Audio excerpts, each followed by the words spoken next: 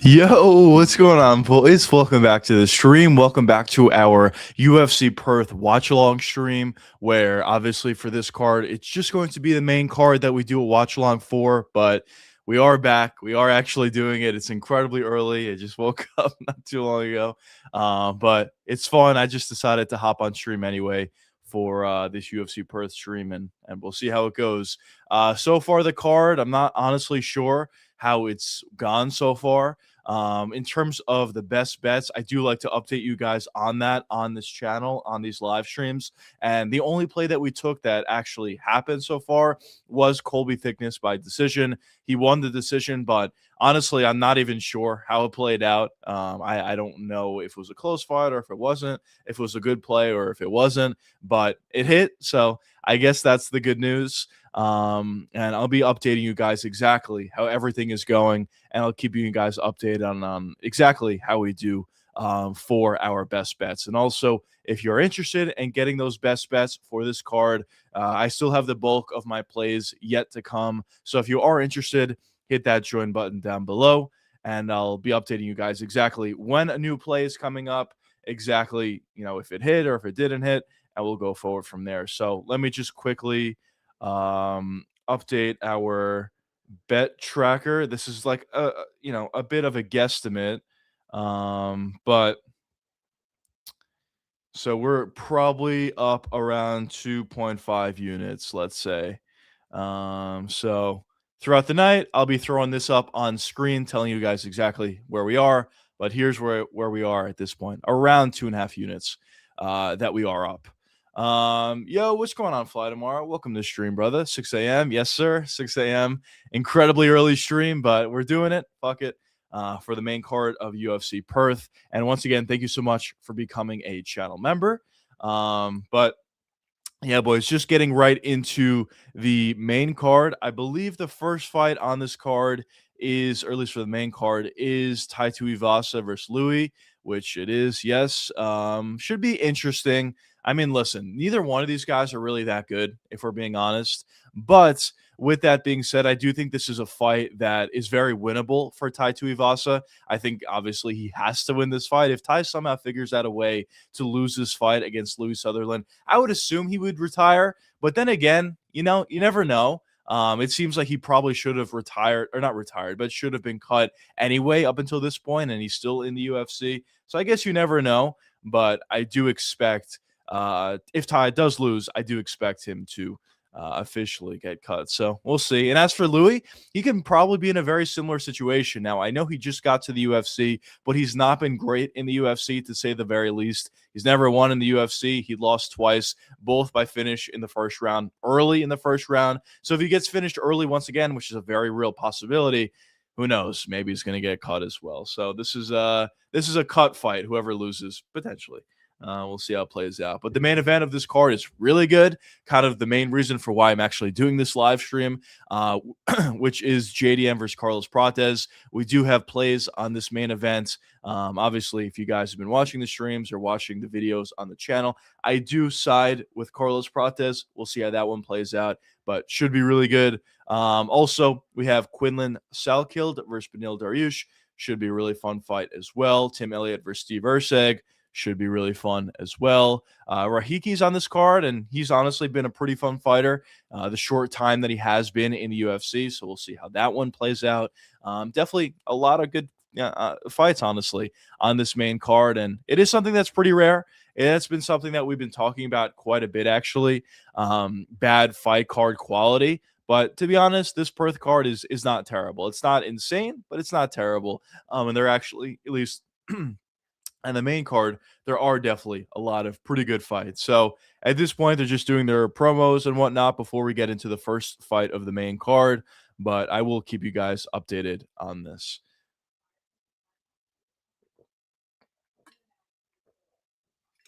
And obviously, I have the timer at the top right. As you can see there, whenever the rounds do start, I'll queue it up with where I'm at, and you guys can get queued up to where I'm at throughout the entirety of that fight. So should be good, should be fun. Also, I did want to make another quick mention. I am streaming on Twitter, so welcome to everybody who is on that Twitter stream. But with that being said, I'm not able to see your guys' questions and comments or whatever on my streaming platform. So if I don't answer some of your boys' questions, I do apologize. I'm gonna try to pull it up on my phone here, but just in case during the fight, if I don't see it or something like that, don't get offended. It's just I can't see it on my streaming platform for one reason or the other. Wow, Bisping with a completely different look here. He's got the shave look. But let me look through some of these highlights. Have any of you guys in chat actually watched this card thus far, or are you just tuning in at this point, same like me? I'm kind of curious how the card has been going thus far. Just literally looking through the results. Junior Tafa actually found a pretty early KO or TKO victory against Kevin Christian. Actually, if you remember going into this fight, I was talking about that. I was saying, is there value on Junior Tafa? Probably turns out that there was. Junior Tafa is one of the worst to ever do it. Yo, what's going on, boys? What's going on, man? Junior Tafa is probably one of the worst to ever do it. But with that being said, I think Kevin Christian probably is even worse somehow. I don't know how the UFC did it, but they found a fighter that's actually worse than Junior Tafa, and he actually was able to find the finish. Jacob Malkoun was able to find a decision victory over GM3. Colby Thickness won against Vince Morales, as we took before. So that was nice. Wes Schultz via submission. Cody Steele also by submission. So yeah, I don't know. I don't know how the card has been going. It's me, Watermelon. Let's go, brother. Welcome back to the stream. Bobby, what's going on, man? What's going on? What's going on, fellas? Welcome to the stream. Welcome to the stream. Doing a little bit of a fight watch along for UFC Perth. Headlined by JDM versus Carlos Prates. Should honestly be a really, really good fight. Woke up super early for this. Definitely didn't cater to U.S. markets at this point, but I guess I can't complain. Normally, we do get it. I honestly don't understand how you UK guys or Euro guys in general do this. This kind of is insane, and I guess this would be like every card for you guys where you guys got to wake up at like 4 a.m. or 5 a.m. or something ridiculous just to watch these cards. I get it now, I guess. This is honestly the first time that I've had to do this, but I do kind of get it why you guys complain. And I don't have moderator anymore. I'll see if I can give you moderator back. But as I was saying in previous streams, honestly, I just don't really need it at this point. There's not too many people in the streams anyway, for one, but for two, honestly, you guys can say whatever the fuck you want. Like, it doesn't bother me one way or the other. So yeah, it is what it is. I don't know what to do. Very good. But welcome to the stream, everybody new. About to get into right into some of these fights, and welcome to anybody who is on the Juicecast side of things. That is the second channel, the Juicecast, more or less a channel where I just do just longer sort of videos, more unedited sort of videos. So if you guys are interested in getting more juicy MMA, be sure to check out the Juicecast. The link will be in the description. And I also will post the link in chat for any of you guys that are interested.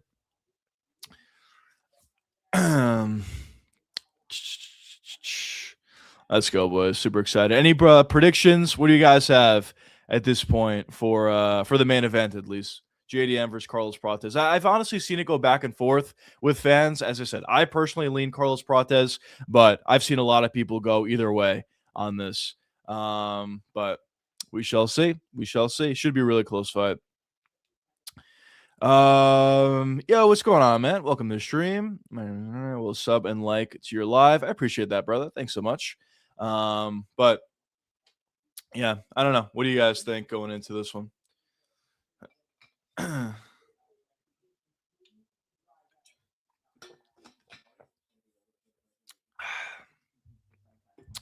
But one thing that I do think will play somewhat of a factor actually is the grappling of Jack Della Maddalena. Now, I know that sounds ridiculous based upon his last fight where he more or less got dominated by Islam, but obviously this fight there's no comparison between the Islam fight and the Carlos Prates fight. So don't be surprised at all if JDM does look to grapple a little bit. I don't think that's going to be his main game plan. I don't think he's going to shoot for a takedown immediately and more or less try to hold Carlos Prates on the ground until he can find a submission or something like that. I don't think anything like that. But I do think there is a good chance he decides to mix up the grappling, maybe pressure effectively, put a few punches together in combination, and then after that, shoot in for a takedown. Maybe get Carlos Prates thinking, because, fighters talk about this all the time, commentators as well. And it is true. If you are able to mix it up, you definitely can keep your opponent off balance. And that really opens your opponent up to you be able to landing some, pretty good shots.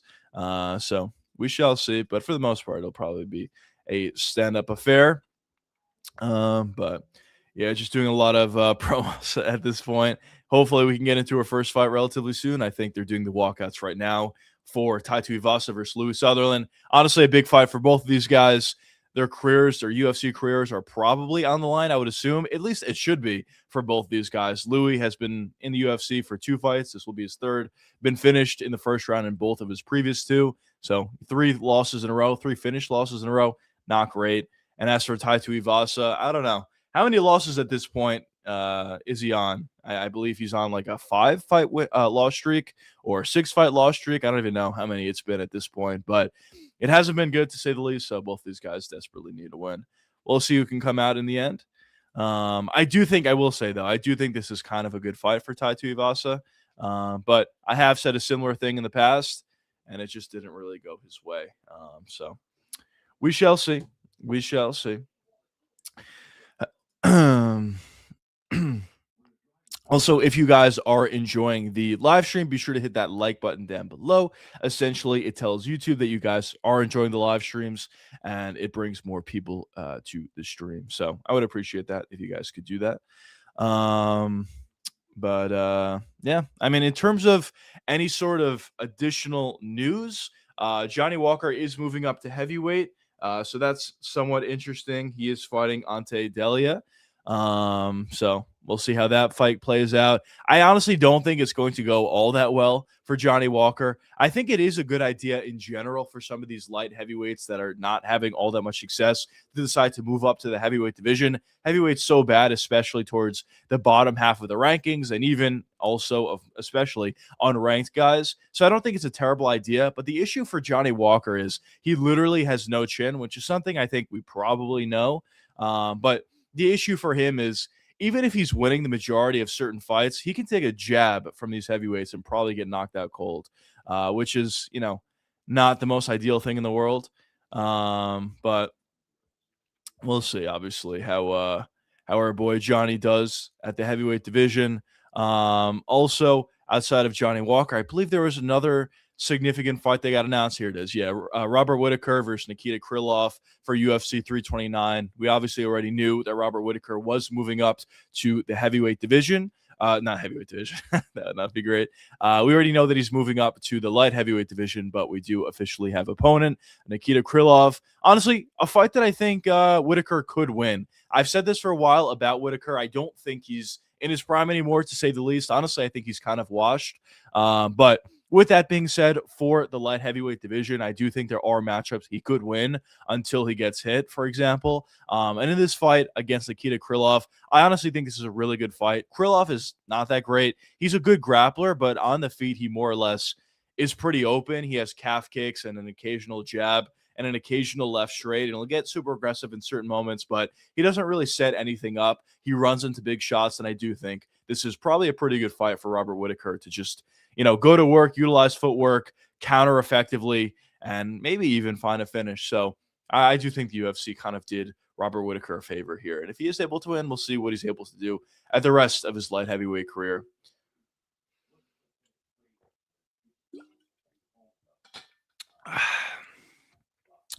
Here we go, boys. We got Tai Tuivasa walking out.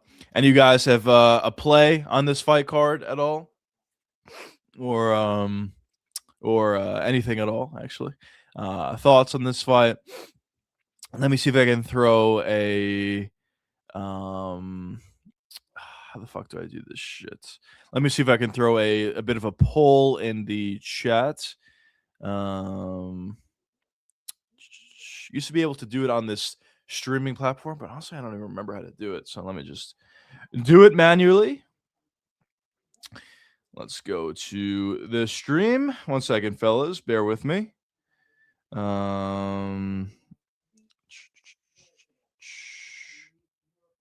Fuck to do this shit. I feel like such an unk. I don't know how the fuck to do anything anymore.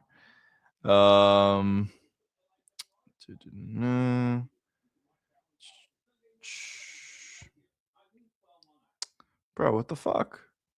Maybe you can't do it on here. Maybe I got to do it in the other one. I am streaming on multiple platforms, by the way, for anybody that is curious. So if I'm answering questions that you guys aren't seeing in your chat, that's why. Fucking hell. How the fuck do I do this shit? I honestly have no idea. All right, I don't know. Just let me know in chat. Who do you guys think is going to win? Louis Sutherland or Tai Tuivasa? These boys already walked out. We're about to get into the fighter introductions. We'll get right into the first fight of the main card, and we'll get right underway. Once again, if you guys are interested, you can sync up with my live stream there. I'll be updating that as soon as the fight starts, and updating you guys along the way of how the fight plays out. I do expect this fight to be a pretty short one between Ty and Louis, but we shall see how it goes.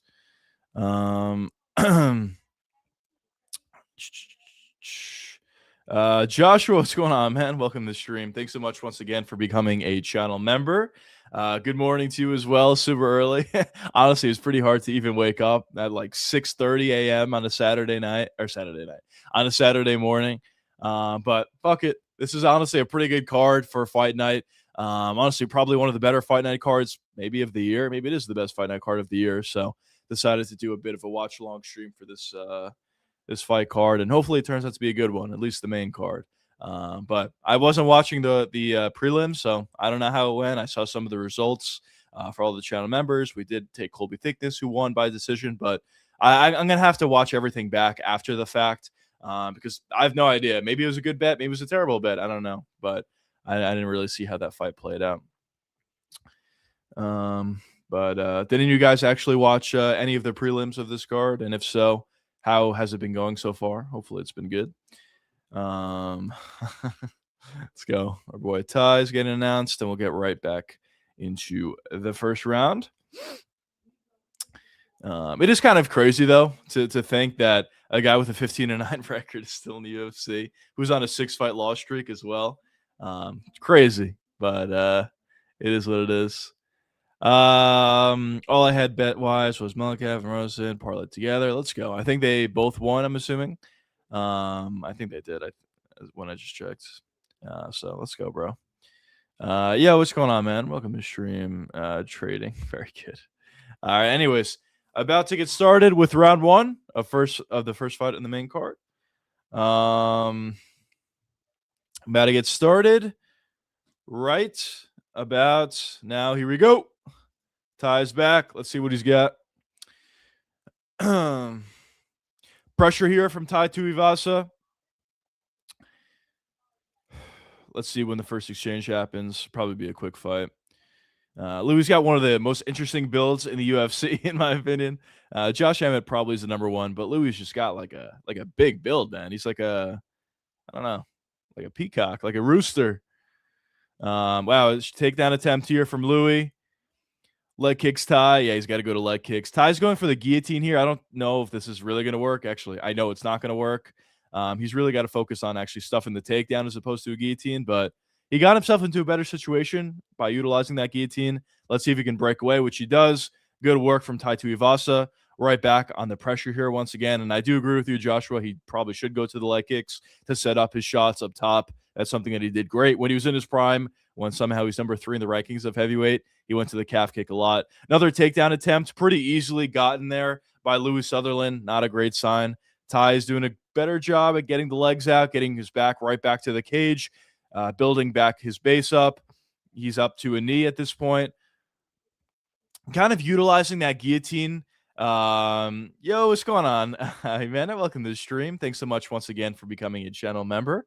But Ty did a really good job of getting right back to his feet. Ty's cooked, yeah. He's not doing great. I mean, listen, his takedown defense was never good. It's looking like even worse than it normally does in this fight. But nice little elbow on the break there. Louis hurt. Beautiful elbow by Tai Tuivasa there. Ty's on the pressure once again. There's a calf kick from Ty. Louis definitely didn't take that shot that well. Another takedown attempt there for Louis. Ty saw it much better this time. It said, oh! Spinning elbow lands for, knee lands for Louis Sutherland. But Ty ate all the shots pretty nicely. Calf kick lands for Louis Sutherland. Another takedown attempt. That was a really bad shot. Ty did a good job there at sprawling, landing some shots to the side of the head. Honestly, this fight could be over at this point. Nice roll, though. Wow, full mount for Louis Sutherland. As I say that, he completely turns the fight around. Let's see what he's able to do with full mount at this point. Both these guys are not UFC caliber, for being honest, but somewhat of an interesting fight so far. If anybody has a Tai Tuivasa ticket, I would not feel that confident with it. But with that being said, I wouldn't feel great about a Louis one either. This is such a weird fight. But yeah, big shots, honestly, from both. A spinning elbow into a knee up the middle. Some good shots from Louis there as well. Nice little elbow up top from Louis. Let's see if Ty can build his base, get back to his feet. I don't know if he will be able to. Louis hit him with the greater. He did. Yes, sir. But we'll see if Ty worked on his grappling at least a little bit. Honestly, it seemed like he didn't. This is not great stuff. I know Louis does have a grappling background, I believe, but he's not UFC caliber. But let's see what he's able to do with this top position. Landing some elbows on top. Not too much damage up until this point, though. If you're Tai Tuivasa, you want to scoop back to the cage, utilize the cage to get back to your knees and eventually get back to your feet. But he's not in the best spot in the world here. Let's see if he's able to create space here. Nope, not there. Louis the live favorite at this point. Probably would agree with that. Both landed good shots, but Louis landed good shots and has control time.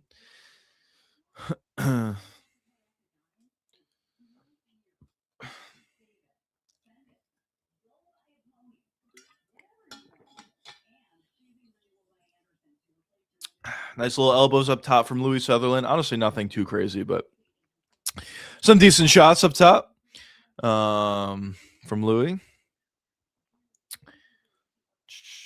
Probably going to end the round here. I don't think Ty's going to be able to get away from this. Also, don't think Louis is going to be able to do enough damage to find the finish from this situation, but we'll see. But if it does continue the way it does, I do think it's Louis Sutherland 10-9.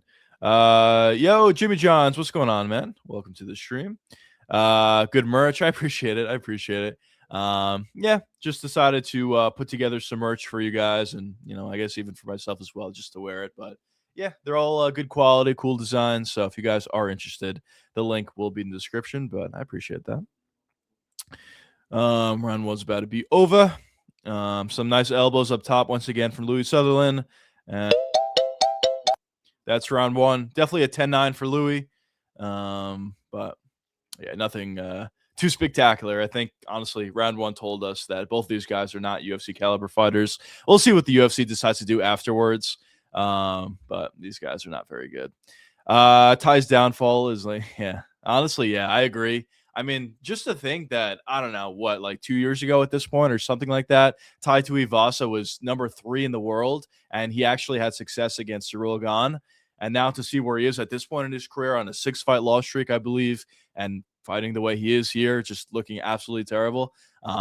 It's crazy. The fall off is crazy. But I guess at the same time, the heavyweight division was never really that good. And once now at this point that he's running into some guys that can grapple at least a little bit, they are giving him some trouble.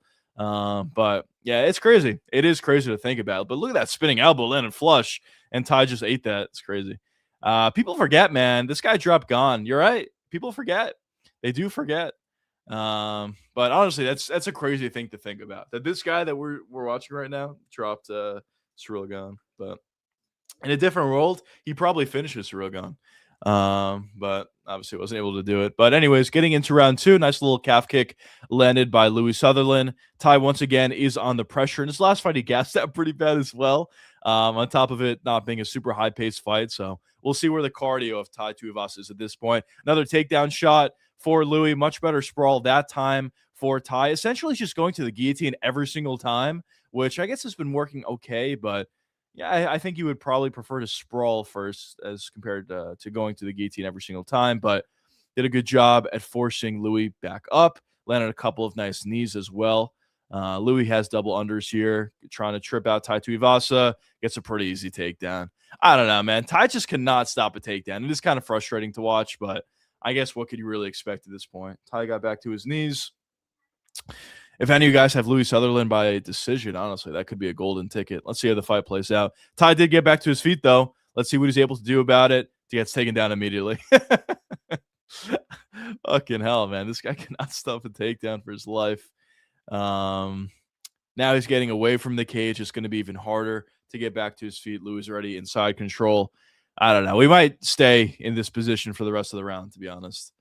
Fucking hell. Not great. Not great. To say the least. Fucking hell, man. The downfall of Tai is very unfortunate. I really wish he would be able to perform better throughout his career, but at least at one point he did knock out Derek Lewis, and he was a top 3 guy at the heavyweight division. Come on, Tai. Dude, this is like insane, man. This is like incredibly low-level stuff. Louis Sutherland is not a UFC caliber fighter, but Tai cannot stuff a takedown from this guy. It's insane. But what are you going to do? I don't know. Maybe the ref stands up the fight because nothing is happening, but Tai's not going to be able to get up from this position. He's really not. But the onus is on Louis as well, man. You're inside control here. Tai literally does not know how to grapple at all.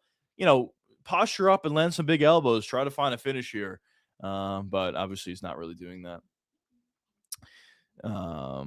Couple of baby shots landed there from Louis Sutherland. The ref. Oh, we got our boy Rich Mitchell in here. He's a good ref. Hopefully he stands up the fight soon. Louis is trying to pass into full mount. Does so very easily. The guard of Tai is non-existent. Let's see if from this point Louis can go to work. Tai is trying to buck, essentially getting Sutherland off of him. Not successful, but bro, you got to do something, man. You're in full mount here. You got to land something better than these baby shots. Arm triangle potential here. The fence is kind of in the way, but there's a potential if Louis gets over to the right side that he can lock in an arm triangle, and he lets go of it. Fucking hell, man. Tai is creating some space here. Let's see. Can he create enough space to get to his feet? No. Holy shit. Dude, these are big shots, boys. There's a big shots. Just kidding. This is a fucking shit fight. This is what we got up for. It's at 7 a.m. to watch this fight. Ooh, Tai's getting back to his knees, though. Let's see if he can get back to his feet, which he does. Tai gets back to his feet. Louis going in for another takedown. Some big shots landed to the side by Tai. Gets taken down immediately once again. It's like just like a loaf of bread, man. This guy can't keep his feet. Keep your base. Fucking hell.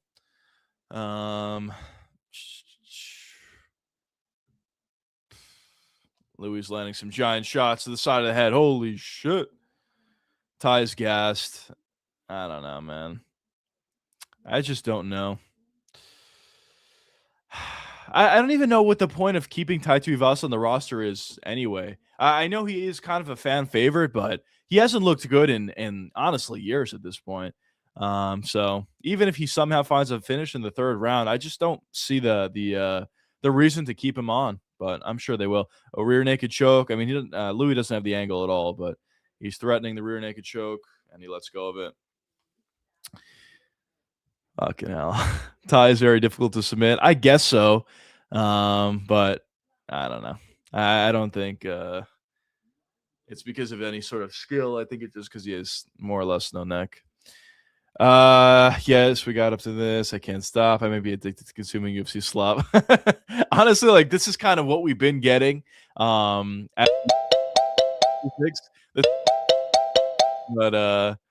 yeah, I don't know. I was kind of hoping that this fight maybe could have been pretty good, but this is more or less UFC slop. But hopefully the next fight also at heavyweight. We got our boy Gaziev on this card. I mean, what more do you want? than to have Shamil Gaziev on this card. So that fight can't possibly be bad against Pertic. But after that, like legitimately, we'll see how that fight plays out. But after that fight, legitimately, I think the card is going to get pretty good. Rahiki, honestly, is a really fun fighter, so that should be fun one way or the other. And then Steve Erceg versus Tim Elliott. My boy Steve Erceg's got to win that fight. I don't know. I've seen significant line movement on that Steve Erceg fight. It doesn't really make much sense to me, to be honest. He was a minus 400. Now he's all the way down to a minus like 180, I believe, at this point. Maybe the line's even closer at this point compared to what it was just, a day ago. I don't really get it at all, but I think either way, that fight should be fun, hopefully. And then Beneil Dariush for Salakilled. I don't know how Dariush survives that, even if he is having success early. We'll see. And the main event is actually really good. That's honestly the reason why I did this watch along. The main event is so good on this card. I'm just excited for that one. But anyways, getting right into round 3 of this UFC slot. I heard the Erceg fight got flagged. Oh, is that true? Is that not going down anymore? Fuck. I wouldn't be totally shocked. I mean, it's the line movement's actually insane. From minus 400 to minus 180, it's an insane line movement. So I hope it does continue on, unless there's something nefarious going on there, or maybe Steve Erceg is injured or something. I don't really know. Maybe, guys know something I don't. But if that is the case, that sucks. Pressure here by Tai Tuivasa. Go to the fucking calf kicks, bro. And Louis goes to a calf kick. What if you're Tai? You got to go to the calf kicks to set up some of your shots. Immediate takedown attempt. Good sprawl there initially, but you have to create space, and then he gets thrown down immediately. Dude, Tai Tuivasa sucks, man. I don't know what to say. This is a hard fight to watch. He gets taken down immediately. He sprawls effectively, doesn't get his hips away, and gets taken down immediately. It's just insane to watch this. I'm sure we're going to stay here for the rest of the round. These are huge shots landed by Louis Sutherland. I think this is time. Both of these guys have to get cut. Still going forward, thought they sounded the betting on it. Yeah.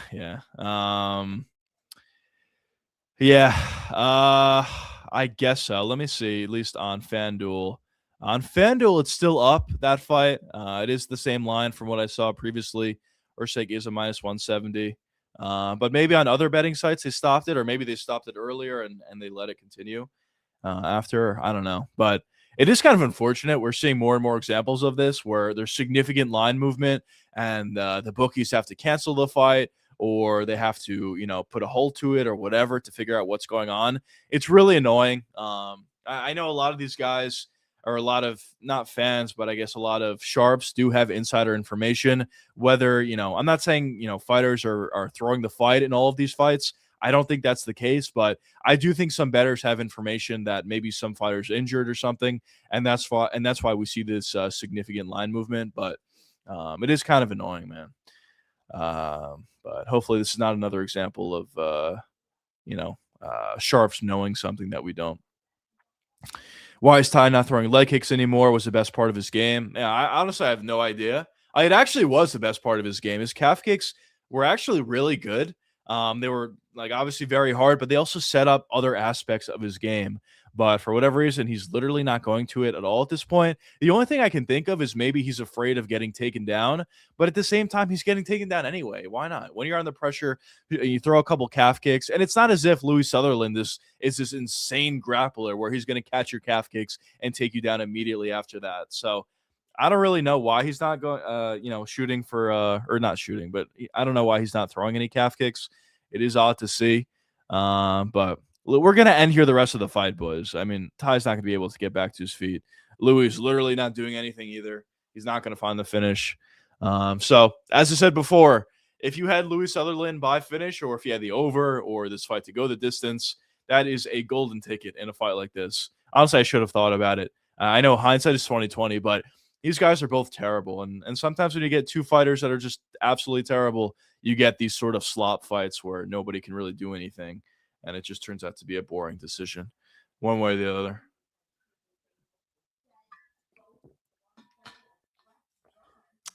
Man, this is a good way to start the main card. Fucking hell, boys. I'm still half asleep, but it's just so frustrating to watch. I don't have any bets on this card, by the way, and also anybody that is joining late, I will be updating you guys on my betting progress. So far, we only had one bet that had happened so far that I took. It hit for you channel members. There we go. They're gonna fight the stand the fight up. Holy shit! What the hell is going on here? Louis Sutherland wasn't getting back to his feet. Let's see what Ty can do in these last 45 seconds. He's so gassed, bro.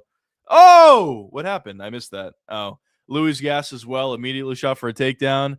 He just pulls guard. Ty's on top. Go to work, Ty. Get the finish in the last 35 seconds. Let's see if he can do anything here. Oh, dear Lord. Any sort of excitement immediately goes away. Ty's so tired, bro. Oh, man. How are they this tired? This is such a low-paced sort of fight. Let's go, Ty. Fuck it. Find the finish in the last few seconds. Couple big shots to the side of the head.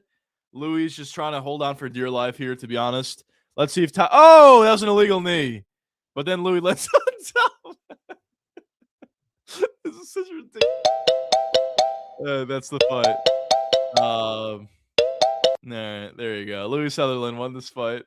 What a ridiculous sequence at the end. Both these guys are gassed. They both suck. Riptide's almost like he's still like...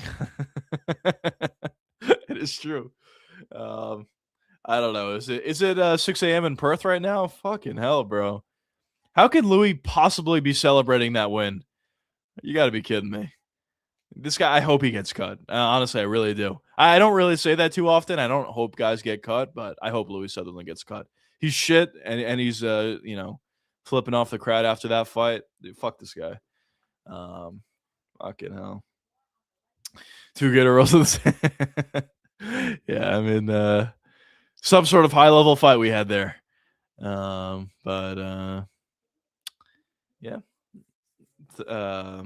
What is it? 30-26 tied to Ivasa, probably. Let's see what the judges have it. Let's see if I missed any sort of news in terms of MMA. I don't think so. But we do have Johnny Walker moving up to heavyweight and fighting Ante Della, which is an interesting fight to say the least. I don't think it's the worst idea in the world for Johnny Walker to move up to heavyweight. I think really what the issue is going to be for Johnny Walker, though, is his chin. It's always been that issue for him, and I think the same thing definitely is going to be true for the heavyweight division. But I think for Johnny Walker, he just has to fight in more so of a free-flowing way. I thought the way he fought in his last fight, just essentially avoiding action, it's not going to be something that makes him that successful. So I think he should just free flow. Now he can get knocked out, obviously, but I think it's worth taking that risk. It's 7:38 p.m. in Perth. Crazy to think. Yeah, it is crazy to think. People forget, man.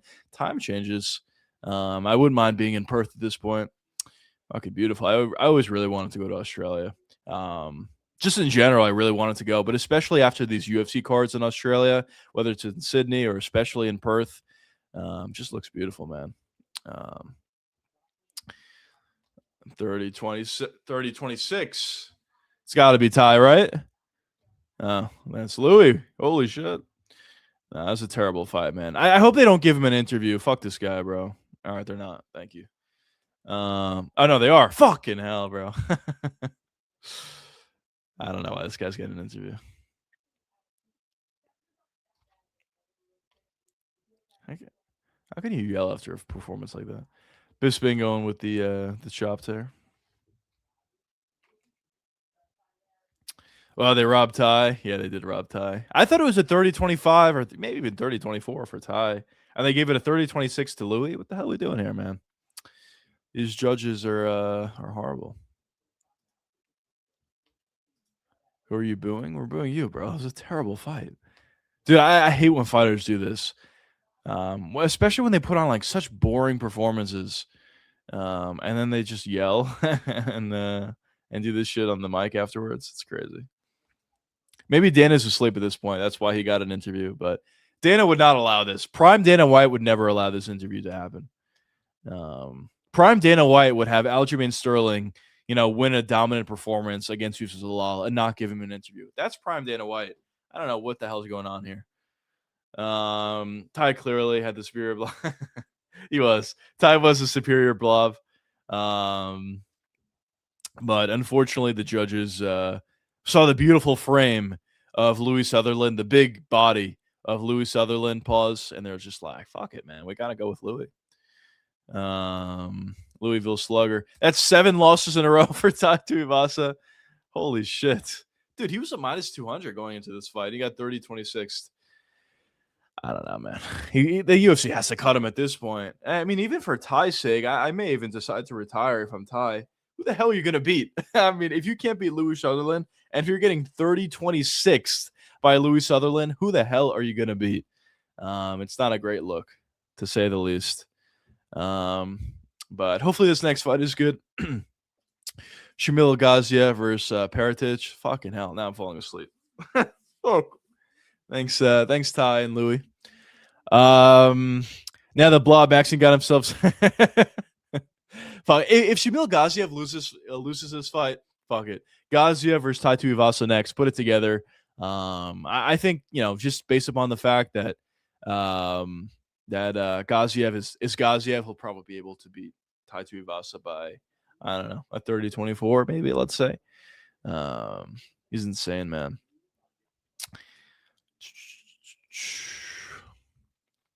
Wonder what the line is on this fight. Let's see. I believe it is relatively close. Very close. Pertich is a minus 112 favorite over Shamil Gaziev. I don't know. I didn't take a play in this fight, but honestly, I don't think the value is that bad on Pertich. I don't think he's very good, but Shamil Gaziev is really slow and also isn't very good. I think Pertich can more or less just overwhelm Gaziev and maybe find a finish that way. We'll see how it plays out, but I don't have any plays on this fight. We'll update you guys when that first play that I do have comes up.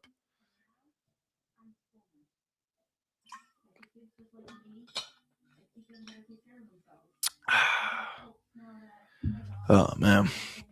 Holy shit. There's a lot of you guys in the Twitter live stream, so welcome to the live stream, everybody. If I don't answer your questions, I do apologize.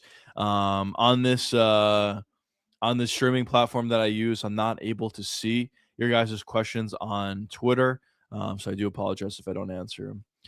But if you do want to hop onto another platform, I am streaming on multiple platforms on YouTube, Twitter, as well as Twitch. So be sure to hop on one of those other streams if you want to ask questions and whatnot. But dude, I don't think I could possibly take this fight being really bad. Pertich versus Gaziev. If this is another blob fight, I don't know what to do. Did not wake up for this. I probably should have just done a one fight main card watch along, literally just the main event, and move on from there. Would have got a lot more sleep, but fuck it. We had to wake up to watch Ty. How can you not watch that fight? Oh man. Let's go. JDM. Any final predictions on the main event, by the way? Anybody that is in chat for JDM versus Carlos Prates? I think I lean at this point with Carlos Prates, but super, super close fight. I wouldn't even be surprised if what's his face? JDM looks to grapple a little bit in this fight against Carlos. It'll be interesting one way or the other. But what do you guys think?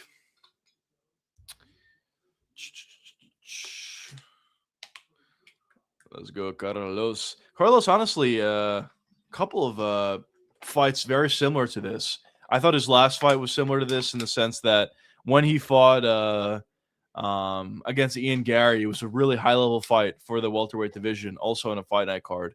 And we're seeing it again. You do have to give credit to Carlos Prates for sure. He is willing to take on legitimate competition. He is willing to put his record on the line, or his ranking on the line. So should be interesting. I think the main is legit 50-50. Honestly, I don't totally disagree. It's super close.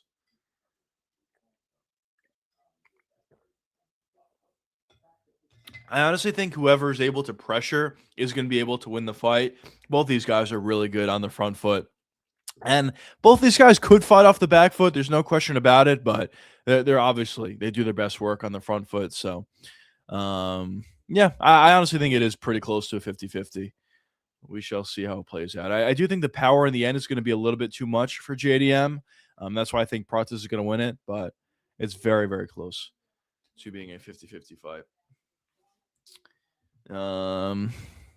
Perth just fought twice in the UFC. I don't think I saw his first fight, but I did see his last fight where he more or less just actually just mauled Louis Sutherland by just throwing shots, and that was enough to beat Louis. But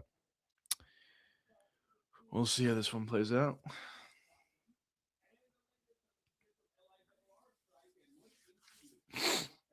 Let's go, Gaziv. Let's see what he's able to do here. Yes, sir, bro. Welcome to the Juicecast.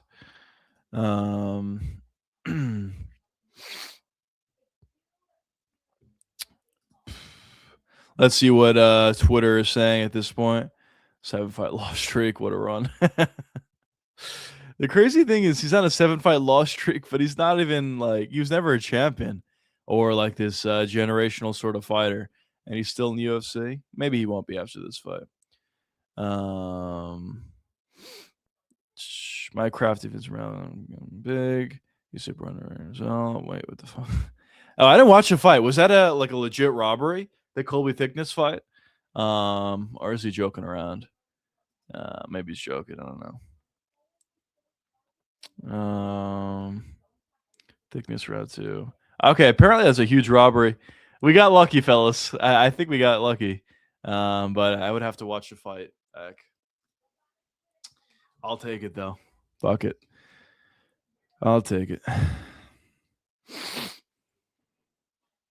And after the card, I'll be updating you guys during the card on how my plays are going for the channel members. But after the card, I'll post it on the YouTube post feature. How everything's going as well.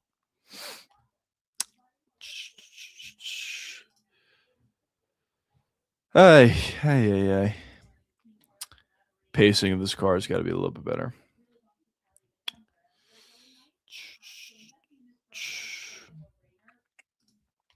In other news, I've been watching The Boys. I don't know if you guys, any of you guys watch The Boys. It's pretty good. Honestly, it's not really the type of show that I typically would watch, but I just decided to watch it. Actually, one of my friends mentioned it, and I watched it because of that. Actually, it was pretty good. I'm caught up to date very quickly. I got through from episode 1 to the latest episode in about a week, which is insane to think about. But yeah, I flew through that show. It's good. It's getting very interesting. I thought that the new episode that just came out on Wednesday was really bad, though. I thought it was very similar to the Fly episode in Breaking Bad. I don't know if you guys have seen that, but I guess it serves its purpose, but it's very boring to watch. But whatever. Hopefully it sets something up, and maybe in the next episode we'll get something more. Shamil's mouth breathing just from walking to the octagon. That is true. Yo, what's going on, man? Welcome to the stream. What happened in the Thai fight? Was it a robbery? Thai is going to record. Yeah, no, it wasn't a robbery. He just could not stuff a takedown. He got taken down in round 1. He got taken down in round 2, as well as round 3, and he just could not stop it. I mean, Louis Sutherland sucks. I know, I think he has a grappling background, but he sucks. All the shots that he went for were just very slow and not very good, to say the least. And he was still able to find those takedowns. Ty just is terrible, man. And they both should be cut. It was one of those performances. Ty had performances in his last 2 fights where him and his opponent should have both been cut for those performances. I think that kind of tells you everything you need to know about where Ty is at this point in his career. But he should get, he should get cut at this point. But we'll see. I don't know. Maybe the UFC just wants to hold on to him anyway. But I think at this point, it's just diminishing returns. At one point, I kind of got it. Ty was a pretty fun fighter. And yes, he was on a losing streak, but he was a fan favorite, and he's a pretty fun fighter. But at this point, bro, like, he's not even putting on fun fights. I mean, what are we watching? This fight was terrible. His last fight at the beginning of the year was terrible. So, like, I don't know. Like, what are we even doing here, keeping this guy around? How the fuck was Malkoon over -1,000 in a century and 3 years cooked? But Malkoon is not impressive at all. Dude, honestly, I had the same thought I was talking to one of my boys about, fights, and sometimes we talk about what bets we like and whatnot. And he was talking about the Malkoun fight as well. And he was like, "Yeah, I think the line is probably fine." He was like a minus 1,200, I think. I don't know. I don't really see it. I don't think Malkoun is really good, to be honest. He's okay, but I guess it was more so that GM3 is absolutely cooked, which he is. I mean, don't get it twisted. GM3 is cooked. And maybe stylistically it was a bad fight for him, but I don't know, man. I don't really know how he's that big of a favorite, but I didn't watch the fight. Maybe the line was fair. I don't know. I don't know how close that fight was, but just in general, it was very weird. Let's go. Shamil's hype for this fight. Let's go, boys. But anyways, about to get into the second fight of this card. Hopefully it's a quicker fight and a lot more exciting fight than what we just had, but we shall see. About to get into round one. Right about now. Here we go. Let's see if Perth can just swarm Gaziev like he did in his last fight. High kick came up short from Perth. Calf kick landed nicely. Yeah, I guess heavyweight Thai is at least an influencer and does mean I guess so. I guess it's kind of enough to state the heavyweight division. Oh, big right hand landed. Ooh, nice swarm though. Big right hand landed. A takedown attempt here from Gaziev. Gets it pretty easily. But I guess you probably are right, to be honest. Ty has a bigger name. That's why he's still in the UFC. But honestly, like, I think he's going to get caught after that performance. I don't know. I don't know how he could possibly stay in the UFC. It was that bad of a performance. Perth doing a decent job of getting back to his feet, and he does. Let's see if he can break the grip of Gaziev, turn into Gaziev, and break away. Easier said than done, though. He's got to focus on that grip, which he is to a certain extent. And for Gaziev, he's going to want to pick up Perth and take him right back down. Why does Shamil actually kind of have a quick hand? Yeah, I don't know. Honestly, it was a very short sample size, but honestly, it did look bad. Didn't look bad. Another takedown attempt here from Gaziev. He does have double unders. Let's see what he's able to do about this. But so far, Perth is doing a good job at staying on his feet, at standing his base, unlike Ty. Dude, fucking hell. I used to be a Ty fan, man, but this is just like embarrassing. This last, let's say 8 fights, but I'll say really embarrassing these last 2 fights. It's been insane. No way we're going to have another fight like this. Fucking hell. It's like torture. Come on, bro. Do something. Fucking hell. It's early in the fight, though. I'll give Gaziev some slack, I guess. OMG, the blobs are going. Yeah, this is an insane fight. Right after we got Tai Tuivasa versus Louis Sutherland. This is an insane one. Let's go. Fuck this. Break up the fight. Thank you. Let's see what Perth can do in range. He does honestly have pretty fast hands. Let's see if he's able to swarm Gaziev. Oh, nice little left hook lands there from Perth. Jab came up short. Nice calf kick landed for Perth as well. Jab left hook landed partially. Jab right hook landed nicely there for Perth. His hands are way faster than Gaziev's. Nice calf kick to end that combination. A little bit of pressure as well for Perth. Oh, nice little right hand landed once again for Perth. Oh, beautiful right hand landed again. Nice right hand again. Oh, this is close to being over. I don't know how Gaziev's eating these shots. These are great shots landed by Perth. A bunch of right hands landed once again. Right hands to the body for Perth. Uppercuts landing clean. Gaziev's more or less out on his feet as I say that. He lands a big right hand. A nice little left hook for Perth is landing really good shots here. Gaziev just is holding on for dear life. Does have double unders here. Fucking hell, man. That's actually a good sequence. Gaziev's mouth is wide open already. Yes, it is. The classic. Classic Gaziev. He is busted up a bit, though. Perth was having great moments there.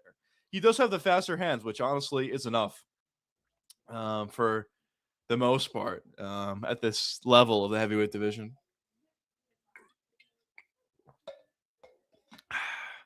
This ref is pissed off already. Every time they clinch, he's like, bro, what are we doing here? Honestly, he's right. MB, what's going on, man? Welcome back to the stream. It's been a little bit. Gaziev, please win. See, it's not looking great for him at this point. The longer the fight goes, probably the worse it'll get for him as well. This guy has no cardio. Hands on the cage. I thought he was going to break it up for a second. Oh, there you go. It's very quick to break it up, but in fairness, Gaziv's not really doing anything. Head kick came up short. Nice jab landed once again for Perisic. Ooh, a nice right hand landed by Gaziv. Calf kick landed for Perisic. Jab landed for both guys. Jab landed once again for Perisic. Nice shot landed. Oh, nice jab landed again for Perisic. Oh, Gaziv hurt him. Gaziv hurt him. Oh, man, Perisic is hurt bad. Gaziv's got a swarm on him here. Perisic. Oh, uppercut. Oh, right hand over the top lands for Perisic. Left hook. Oh, nice uppercut landed once again for Gaziv. Left hook came up a bit short for Perisic. Oh, right hand landed. Wobbled Gaziv. This is a good round, actually. Right hand landed for both guys. This is not super high level, but this is fun. Gaziv is super tired at this point. Holding on for dear life once again. Let's see if he can land a knee to the body or land anything at that for that matter. I don't think he's going to throw another shot. Ooh, nice little knee to the body at the very end. And that's round one. Definitely a Perisic round there. There were fun moments in that fight so far. Let's see how it plays out. Gaziv was legit trying to eat those punches. Yeah, he was. He actually was. I saw his mouth was open. He was trying to chomp at the bit. Yeah, not super high level fight to say the least. I mean, both of these guys suck, but at least fun moments. Perisic did a good job at just swarming, and more or less, as I said before, it is kind of enough for him to just swarm to find finishes at this level of the heavyweight division. He did it again here, and it was working. Look at those nice right hands landed for Perisic. That uppercut really had Perisic wobbled, though, I will say. That was definitely an opportunity for Gaziv to swarm, but I think he's just too tired, man. I don't know, man. This guy's got no cardio, but that's what you get with heavyweight blobs. Perisic's cardio looks fine, though. Fuck. They screwed me over here. Round didn't start yet. Here we go. Round two, sorry. Calf kick landed by Perisic. Nice jab as well. Shamil is a marauder. He is. People forget, man. Shamil Gaziev. Calf kick landed once again. Gaziev is going forward, though. Let's see what he's able to do with this pressure. Right hand to the body came up short from Perisic. Calf kick landed for him, though, I will say. Nice little calf kick once again for Perisic. Honestly, not really doing much because he just goes forward anyway. He's a marauder.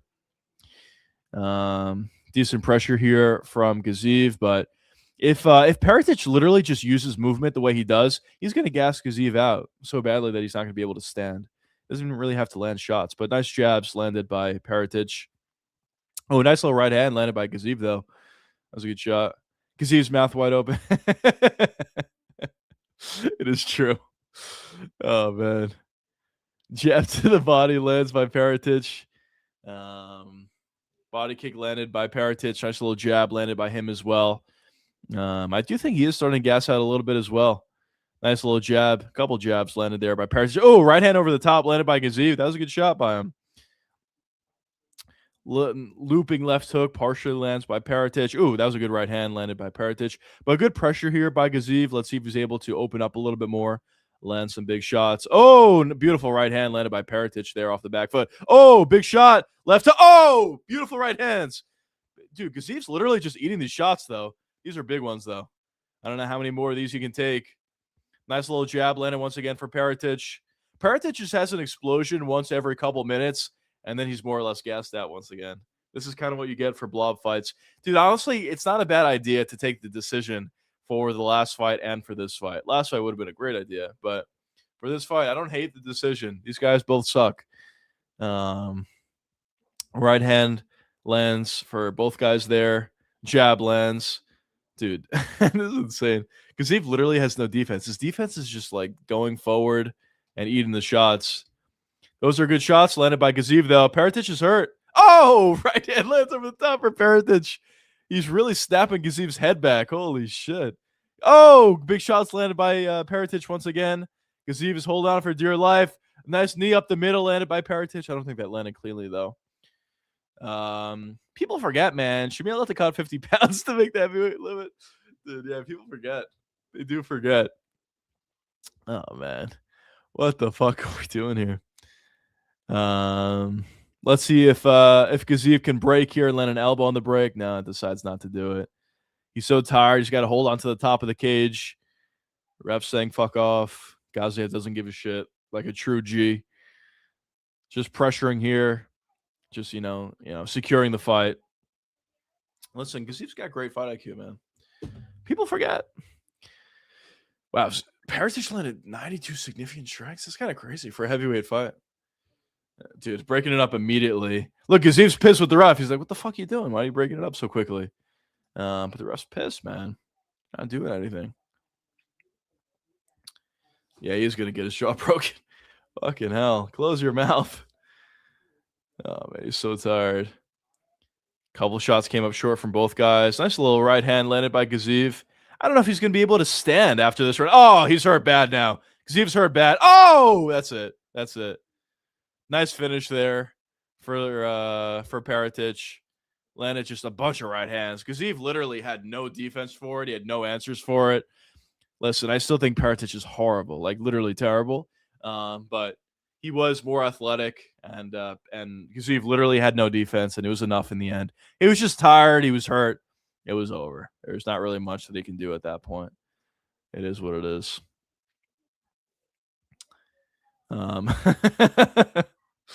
Yeah, it's a big man to fall.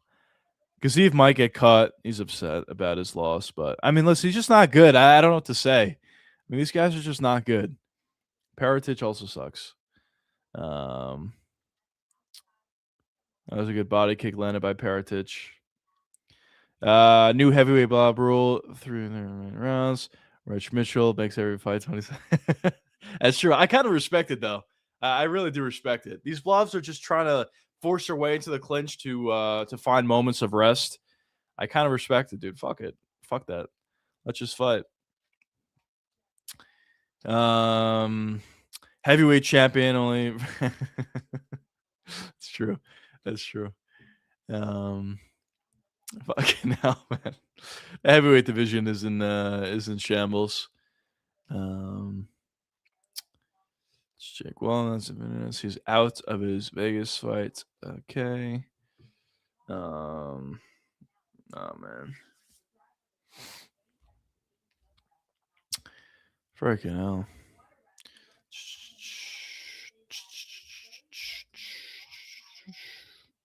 Tai Tuivasa gets hired by McDonald's. That's interesting.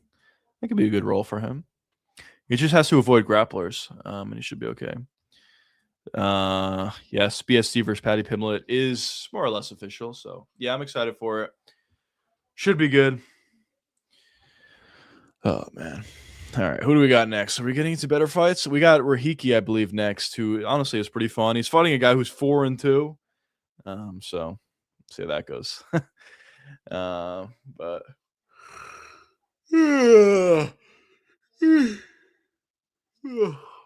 Derek Lewis. What's going on, man? Welcome to stream. No, not the blob.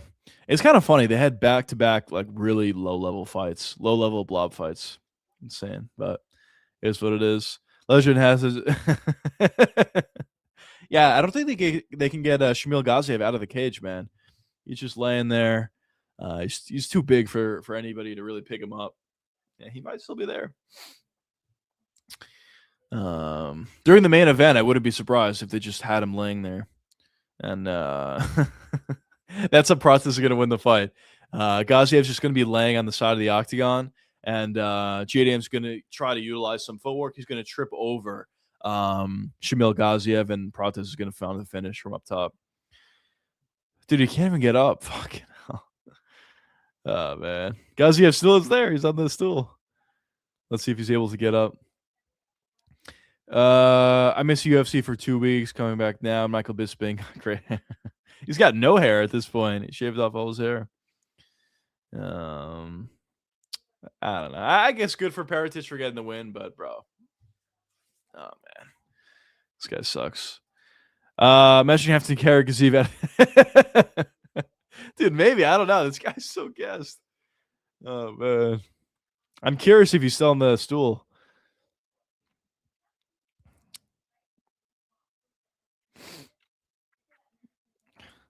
I don't know. Maybe it's just a personal pet peeve, but it does frustrate me when these guys think they put on great performances. Um, I mean, listen, he found the finish. I guess good for him, but that was a terrible performance.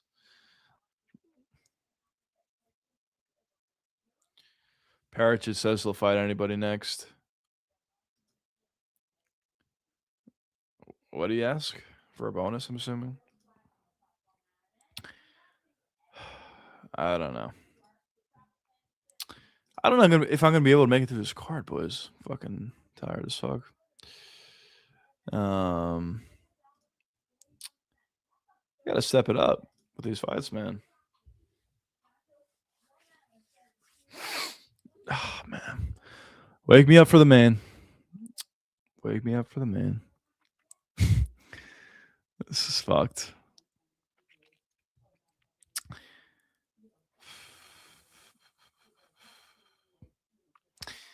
Oh man. All right, let's go. Let's move on. Ali Schmid. This is a short notice fight. But he is 4-2 in the UFC, which is insane. We'll see how it plays out.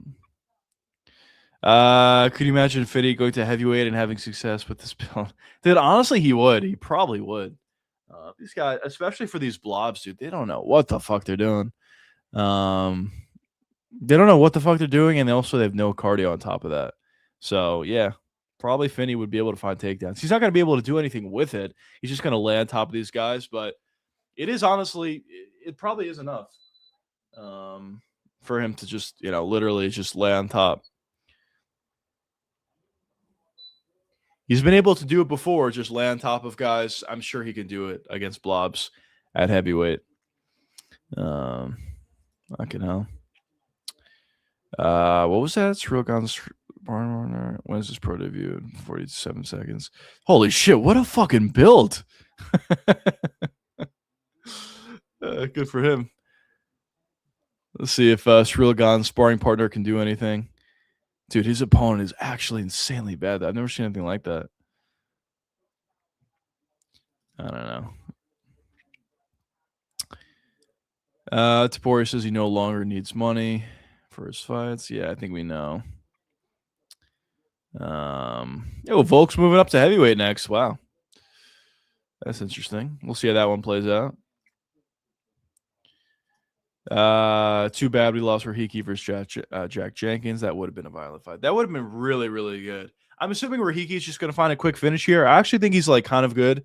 I would like to see a little bit more on him, but he is athletic. He definitely has really fast hands. His striking is pretty good.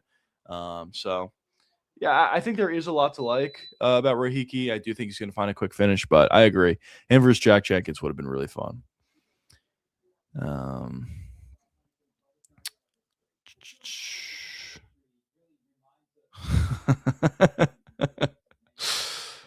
Patty Pimlet versus Carlos Prates face off.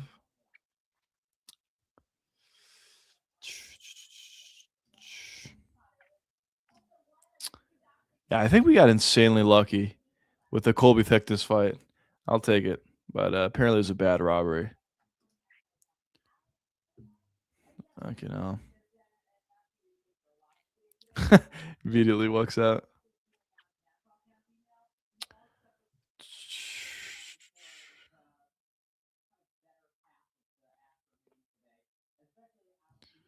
Oh, man.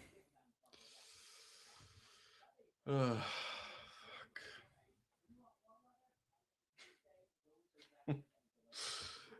man. Come on, let's get to this next fight already. The boys are walking out, though.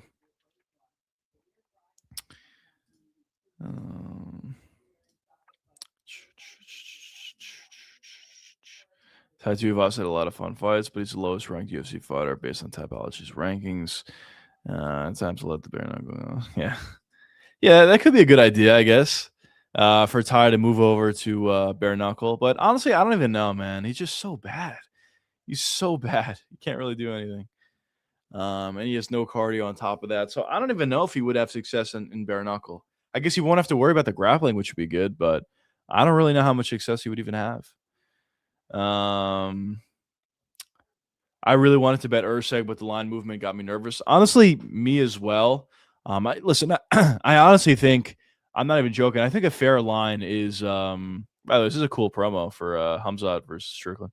But I think a very fair line, honestly, is like minus 300, minus 400. I do think that's fair, and that's what the line opened as. But the fact that the line moved this much, I don't know, man. It definitely does make you think a little bit. Is Steve Urseg injured or something going on with that fight? I don't really know. But I don't know. We'll see how it plays out. I guess we'll find out. Find out Saturday night. Find out Saturday morning. In like an hour, we'll probably find out. We got a snake in Australia. Holy shit. What the hell is going on here?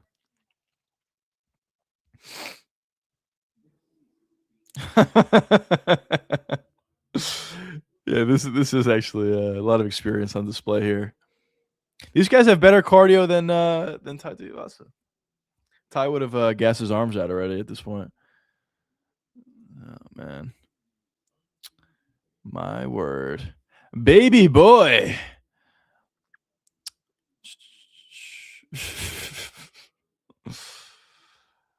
Oh man, minus 625 for Rahiki. What's Rahiki by finish?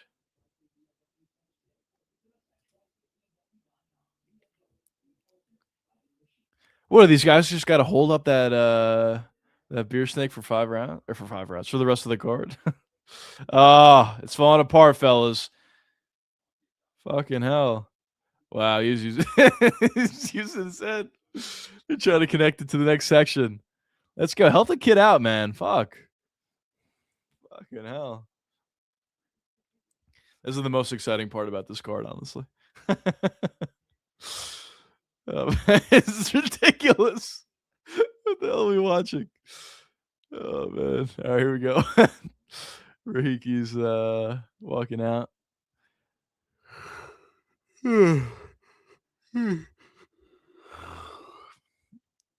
Rahiki by knockouts minus 160. Honestly, I think that's fair. Highlight of the night is beer cup snake in the crowd. Honestly, yeah. Dude, what's going on with this UFC slop, man? I can't do it anymore. It's tough to watch these shitty cards. But I'll end up watching it anyway and just complaining about it the next day. I can't stop, dude. It's like crack, bro. I can't stop.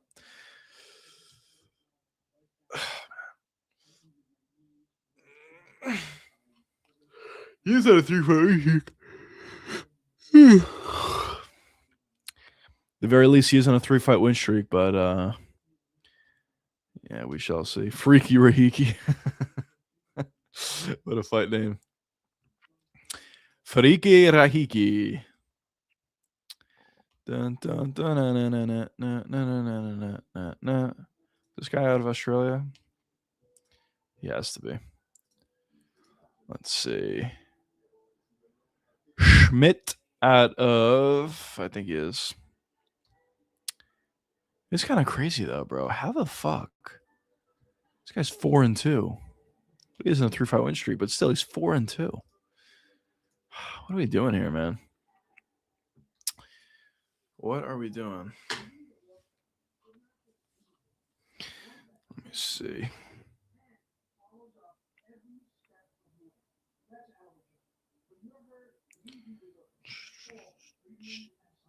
Dun, dun, dun, na, na, na.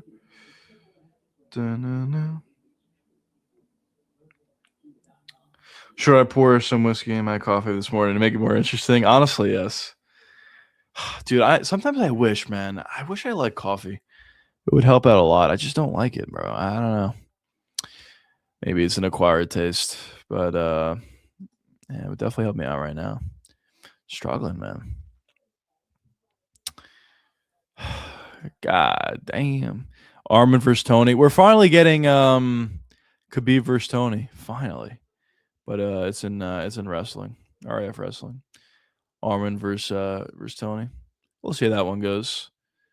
Should be somewhat interesting.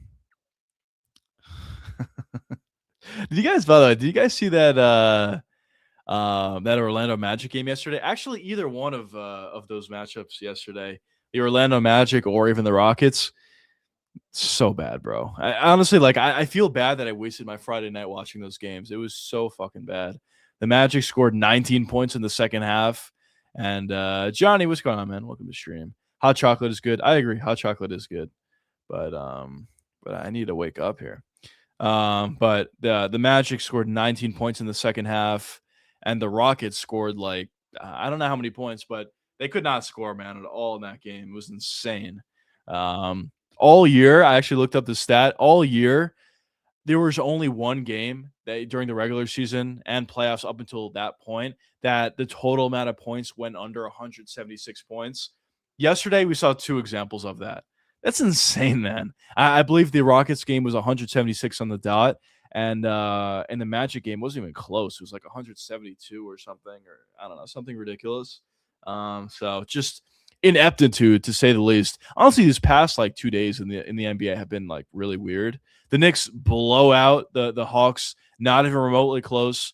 If you guys actually watch my streams right after those Knicks losses, that's why I was frustrated. The Knicks are so much better than the Hawks. It wasn't even close. It should not have been even remotely competitive. So it was kind of like annoying to see that the Hawks even won any games, especially had a lead in that series. But the Knicks winning by that much was interesting. What did they win by? Literally 50 something points, 50 something points, an NBA game in the playoffs, an elimination game as well. Kind of insane. And then we saw what we saw yesterday, where the Magic were up 24, scored 19 points in the second half, and the Rockets just are not like an NBA team. I don't know what to say. That was insanely bad of a performance. I get it. Van Vliet and Katie are out, but you got to do a little bit better. Reed Shepherd played horrible, I thought. I don't know. It's just bad. I'm more of an energy drink person, but it's in Texas morning, so I need something warm. Fair. Yeah, that's true. Nah, I mean, listen, I wish I did like coffee. I really do, but I just don't. I saw the highlights of those games. Yeah, you didn't really miss much, to say the least. I honestly wish I did anything else.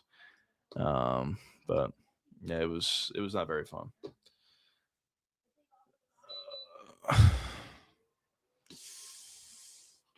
Oh fuck.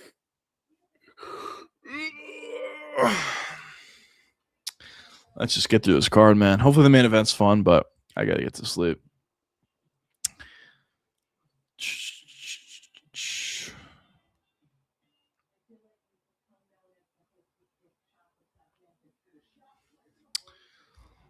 Let's go. Schmidt. Let's see if this guy's any good. I have a feeling probably not, but this should be quick. Yeah, I agree. It should be like under, let's say, under minute and a half knockout, probably. Let's see. Under 1.5 is minus 176 for this fight. I'm not going to bet anything on this fight, but should be quick. Rahiki. Let's see what you got. Hopefully you can make it quick. We got to get to my boy Steve Erceg. I'm very curious how that fight's going to play out. Honestly, I think it should not be close, but let's see. Rahiki fights out of Sydney as well.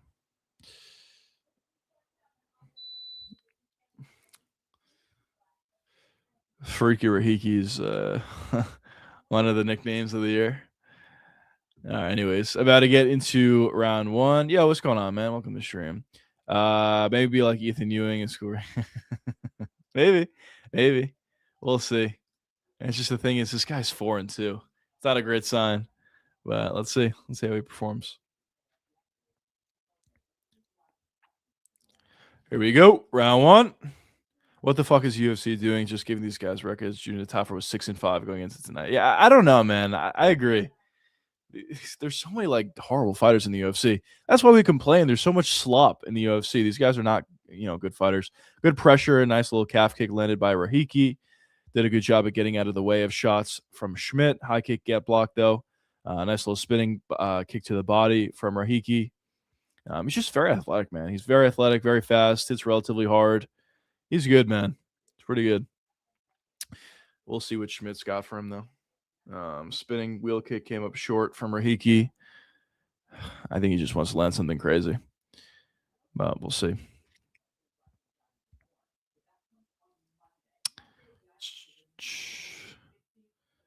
High kick once again came up short from Rahiki. Good movement thus far. Nice calf kick from Schmidt.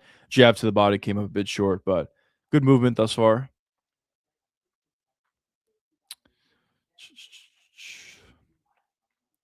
Nice little calf kick landed by Rahiki. Whenever you have a guy that utilizes a lot of movement, going to the calf is always a good idea. So I wouldn't mind more calf kicks from Rahiki here. Nice little jab landed by Rahiki, right straight to the body, partially lands from Schmidt. Spinning wheel kick got blocked once again from Schmidt. Calf kick landed by Rahiki there. A couple of them. Nice calf kicks. Schmidt's more so on the front foot at this point. Jab to the body landed nicely for him. Nice jab. I would like to see Schmidt follow up on some of these shots as well. He's doing a decent job. That was a good calf kick from him. He's doing a decent job at landing some decent shots, but I would like to see him follow up on them. High kick came up short from Schmidt. A lot of high kicks from both these guys. But you really got to set up the high kicks to actually land them. At a certain level, it's just very hard to land naked high kicks. Body jab landed not really too hard for Schmidt. Schmidt actually looks pretty decent and composed. I do agree. His movement's pretty good. I wouldn't say he's showing anything great offensively, but his movement is pretty good. He does look pretty composed in there. I do agree with you on that. And he's fighting a dangerous fighter. Good fight out of either stance, it seems. But we'll see what sort of offense he has as the fight progresses. Oh, nice little backhand shot from Rahiki. Oh, big right hand over the top from Rahiki. Oh, that's it. Left hook from Rahiki. That should be it. Yeah, that's it. That was a nice finish, man. Schmidt honestly didn't look terrible to me. It's just offensively, he had nothing. He had nothing for him. And eventually, Rahiki was able to land a big shot, big right hand, big left hook to finish it off, and that was it. Good performance, man. This guy's super athletic, very fast. He's good. I wouldn't mind the UFC holding on to Schmidt a little bit longer just to see if there's anything there. Not super impressive, but his movement I thought was pretty good. And he does deserve it. He took a fight on short notice. I'm sure they're going to keep him around, but as I say that, he gets slammed. That's true. But whatever. What are you gonna do? Nice little right. That was the left hook where he was able to find the finish, but it was a nice right hand that set up that left hook before that. Good style or good performance. Right hand there, left hook directly on the chin after.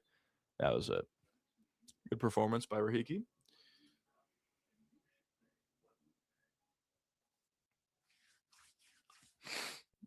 Oh, man.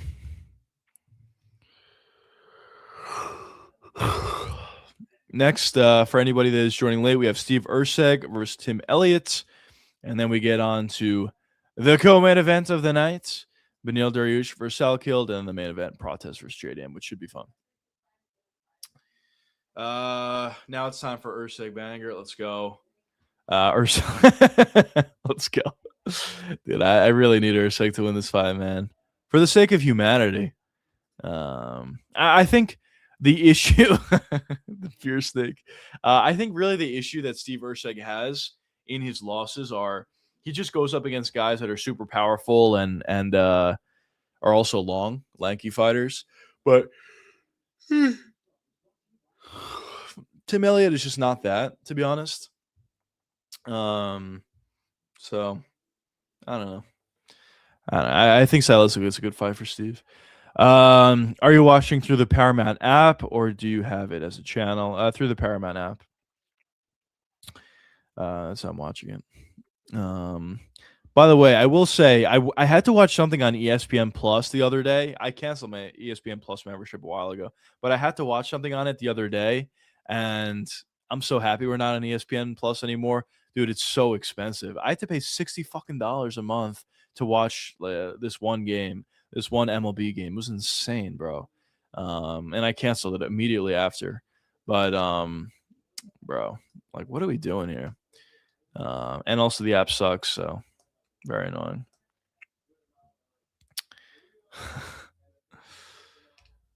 Oh man. Junior Tava calls out Zhang Minyang. Let's go. Dude, this card is insane. Tai Tuivasa looked horrible. Louis Sutherland actually got a win on this card. Peretich also actually got a win on this card. And Junior Tafa got a win on this card. Dude, what the fuck is going on? It's just a terrible card. Tim Elliott is a crafty vet. You never know when he'll fluke one. That is true, but I think really how he wins fights, he is a crafty vet. That's true, but I feel like really how he wins fights is just having a grappling edge over his opponents and just utilizing that to his advantage. But we'll see what happens. Paramount is also kind of trash. I regret getting it through the app. Yeah, I mean, no, Paramount sucks too. Especially for the TV app, it's terrible. It really is bad. It's just super slow. Nothing really loads quickly. Once you get into the stream, you're good. But before you get there, the app sucks. So I don't know. I thought maybe it'll get a little bit better, or a lot better once we leave ESPN Plus. It honestly probably even got worse. The app's pretty bad, and the card quality is definitely worse than under ESPN Plus. I actually like Paramount. I haven't had many problems since the beginning. Way better than pay-per-view or pirating. Yeah, that's true. That 100% is true. But yeah, I don't know. Maybe I'm overly complaining about the app, but at least like for the phone app for like let's say the iPad app or whatever, I think it's fine. But for the TV app, maybe it's just me. I don't know. But for the TV app, I just constantly was running into issues where things weren't loading or they were taking forever to load. Once you get onto the stream itself, you're good. But before getting there, it's just very like frustrating to get on that stream. But I don't know. Maybe it's just me. Maybe it's my TV sucks. I don't know.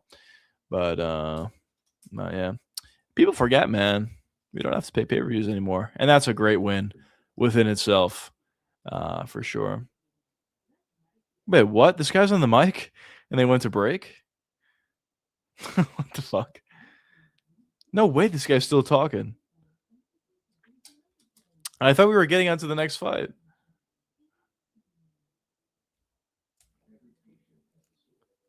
Am I sleeping? Dude, what the fuck just happened? I thought we were on to the next fight. I guess not. It's better to get it on Prime Video or Apple TV channel. Oh, that's a good point, actually. Yeah, it's a good point. If I already have the subscription, though, can I still get it from the Amazon Prime Videos platform? That's a good point. I've got an old ass Roku TV. I wonder if it represents. Yeah, I don't know. Maybe I don't know.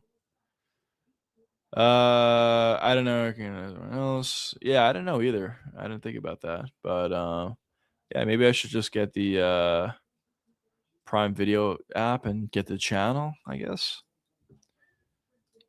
could work out. Tai Tuivasa still didn't catch Tony Ferguson yet, though, with his loss streak. So maybe Ty's got to go for at least one more fight. Gaia Barrio.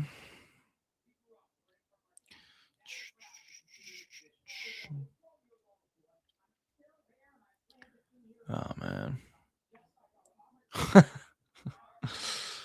Very good. Holy shit, is that real?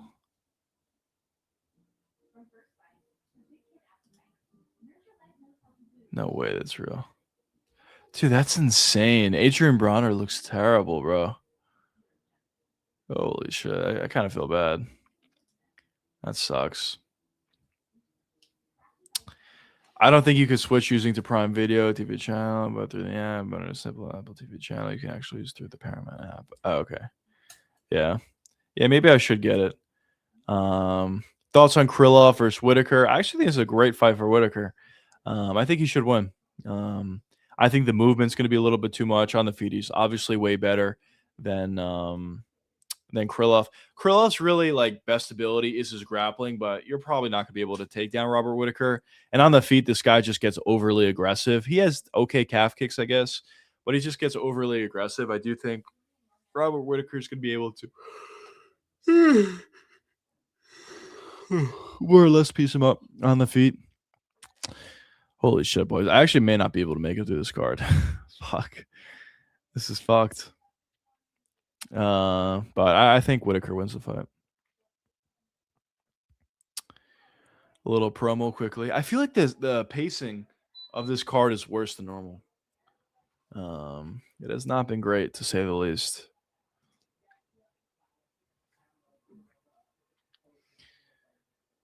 Man.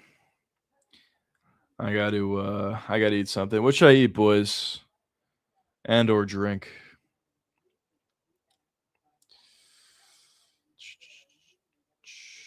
Let's see what we got.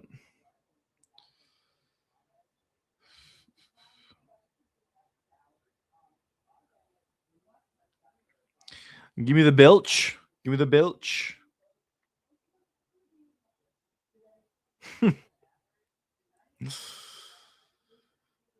I will say though, I do really like the promos that Paramount is running. So that's one positive for sure. Also, after this card is over, I will be posting my instant reaction on my second channel, the Juicecast. So if you guys haven't checked it out yet, be sure to check it out after this fight card. I'll probably end up putting it out like pretty quickly after it. Hopefully I can make it to that point, but I'll push through.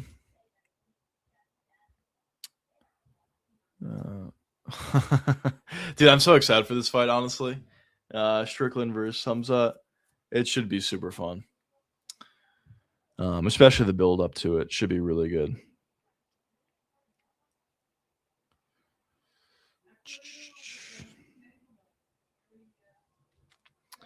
Strickland's calling Chimaev out.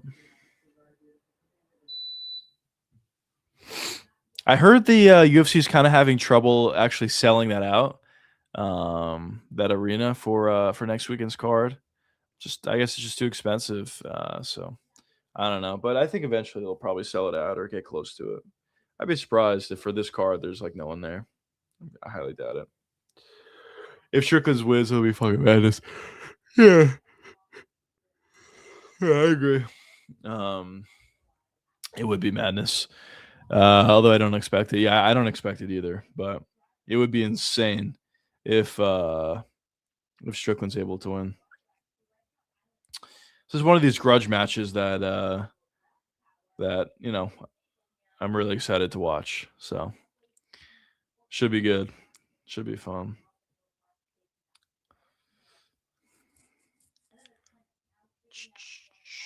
What do they got here? No.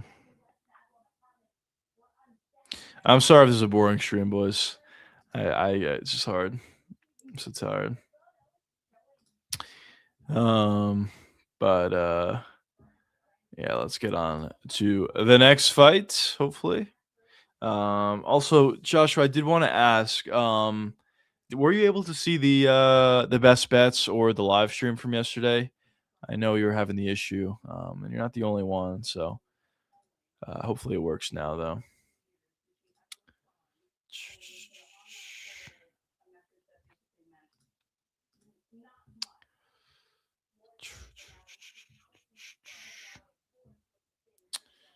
Yeah, man. Let's see.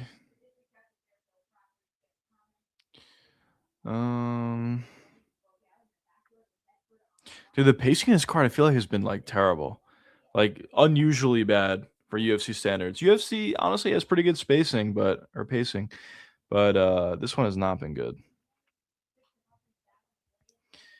to say the least.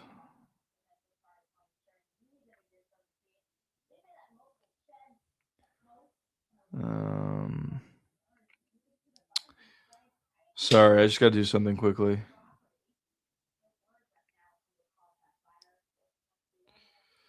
What the fuck? I did see it after, but for some reason it doesn't notify me when the member stream starts. Last weekend I didn't see shit though.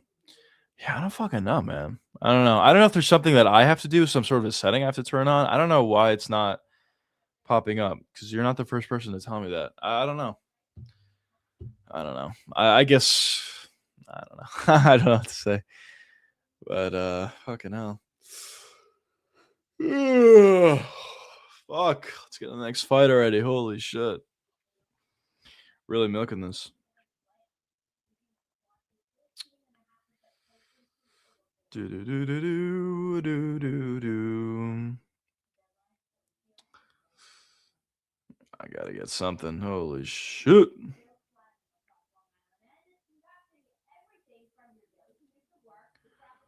All right, we're good.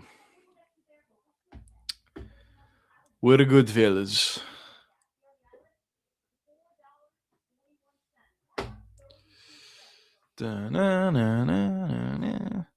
Let's check Twitter to see if I missed anything from you boys. Are they all bots? Are you guys bots on Twitter? Fucking hell. There's 210 people watching live. There hasn't been a single comment. Fucking hell.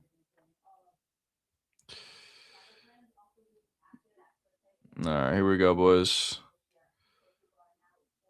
Our boy Steve.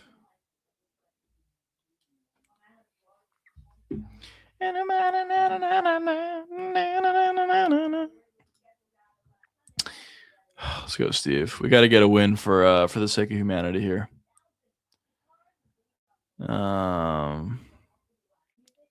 What kind of coffee have you tried? There's a lot of different types. Surely you can find something you like. Well, I do like frappuccinos or something like that.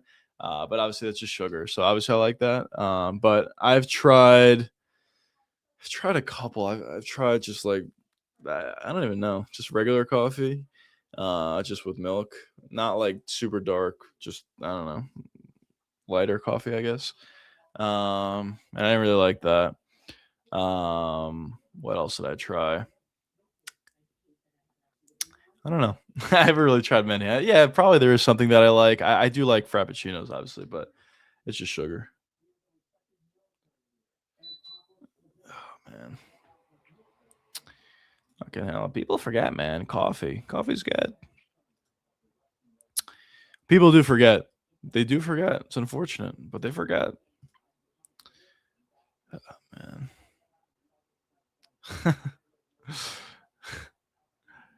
Oh man. Nice finish by Rihiki. Yeah, the boys are walking out. Urseg is next. Urseg versus Tim Elliott is next. Then we got our co-main event, which should be a finish, I think, for Quinlan. And then we got the main event. What's up with this pacing slow as fuck? Of course, for any card that would have slow pacing, of course it has to be this one. And I can't. I just want this card to be over. Can't fucking stay awake here. But yeah, the pacing has been terrible, man. I don't know what the fuck are they doing. It's just like PFL level spacing. Saying something. PFL spacing is probably the worst ever in any sport. But, yeah. Oh, that's sick, bro. Jalen Brunson, Kobe 5 Pro Tro. Those look kind of sick.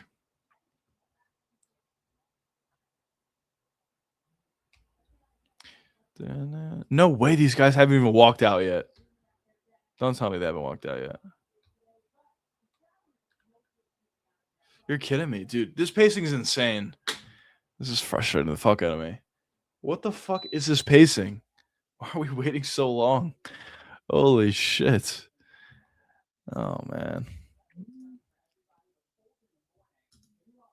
The last fight ended like 15 minutes ago.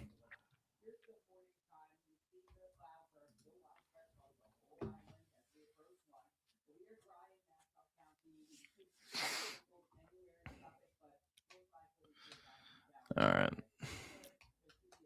Just doing a little promotion, then I'll walk out, and hopefully we'll get into the fight sooner rather than later.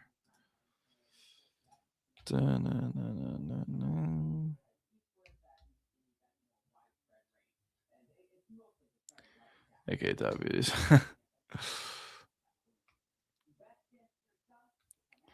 Bad blood in the heavyweight division. Very good. Oh man, boxing manager stuff. That's for tier guys too. What the fuck? Fucking hell.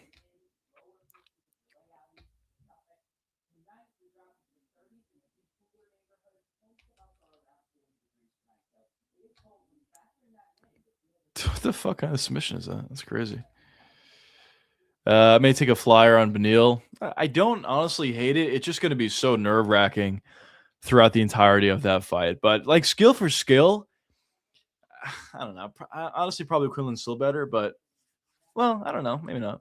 But Beneil's really good. So it's just going to be very nerve wracking. I think he probably gets slept. But I guess the longer the fight goes, the better it'll get.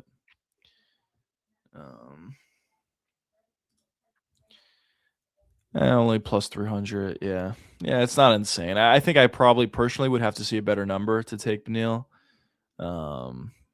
Just his chin is so bad, but a bit of line movement on Steve Erceg. He's a bigger favorite now than he was. Not too significant, but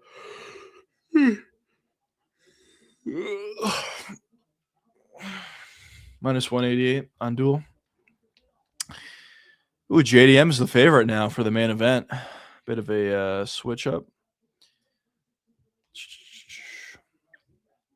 Yo, what's going on, Fly? Welcome to the stream, and thanks so much for becoming a channel member. I really do appreciate that. Juicy got a big heart. He did a free giveaway of his merch. Respect. Yeah, do you guys want a giveaway of merch? I'm not even joking. I actually would do that. But yeah, if you guys are interested, we can set something up. I'll figure out a way to do it. But yeah, people forget, man. Merch. You need to make a video with fighters of skill, one their weakness, Beneil Dariush, Phil Hawes, fighters like that. That is true. That's a good point, actually. I'll take a photo of that. I'll put it in the archives. Yeah, I'll probably end up doing that video. I am like a little bit ahead on videos, so if you don't see it anytime soon, it's not that I'm not doing it. It'll probably just be like in 2 weeks from now. But oh yeah. Rahiki takes out his sacrificial lamb in round 1 by KO. Let's go. Oh man.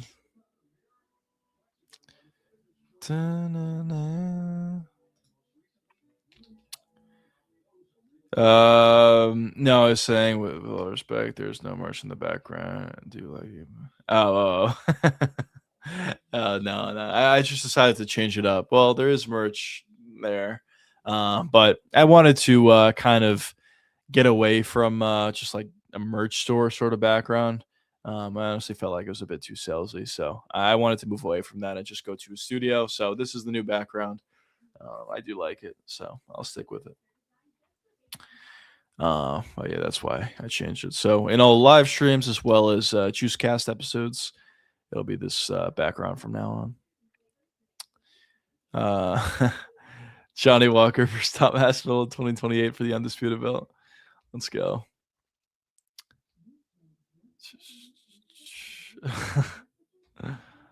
Let's go.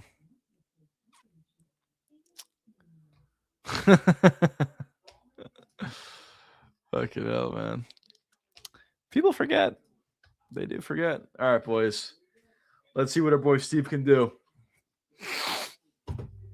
Let's see if this line movement meant anything. Let's see. Doing the fight announcements, and we'll get right into the fight. Hopefully the pacing after this fight will be a little bit better. Bearded Steve Erceg at this point. Everyone was kind of saying that he wasn't sleeping or something. He looked like he was super tired. Honestly, I thought he looked like normal, to be honest. I thought he looked like he normally does. But yeah.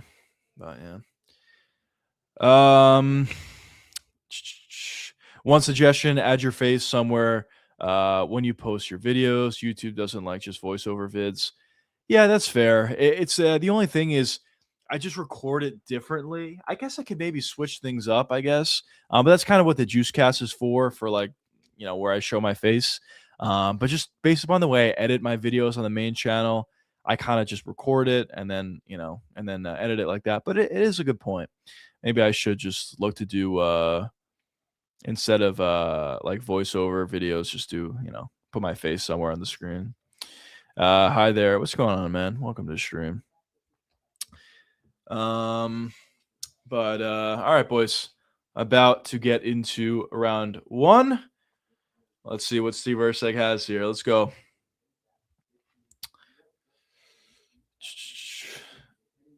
Here we go. Round 1. Pressure here from Elliott. He has a very awkward game, so Steve does need to worry about some of these awkward shots, awkward movements that Elliott throws. Immediate takedown attempt, and Steve did a good job at avoiding it. Nice little left hook on the break from Steve Urseg. Good work there.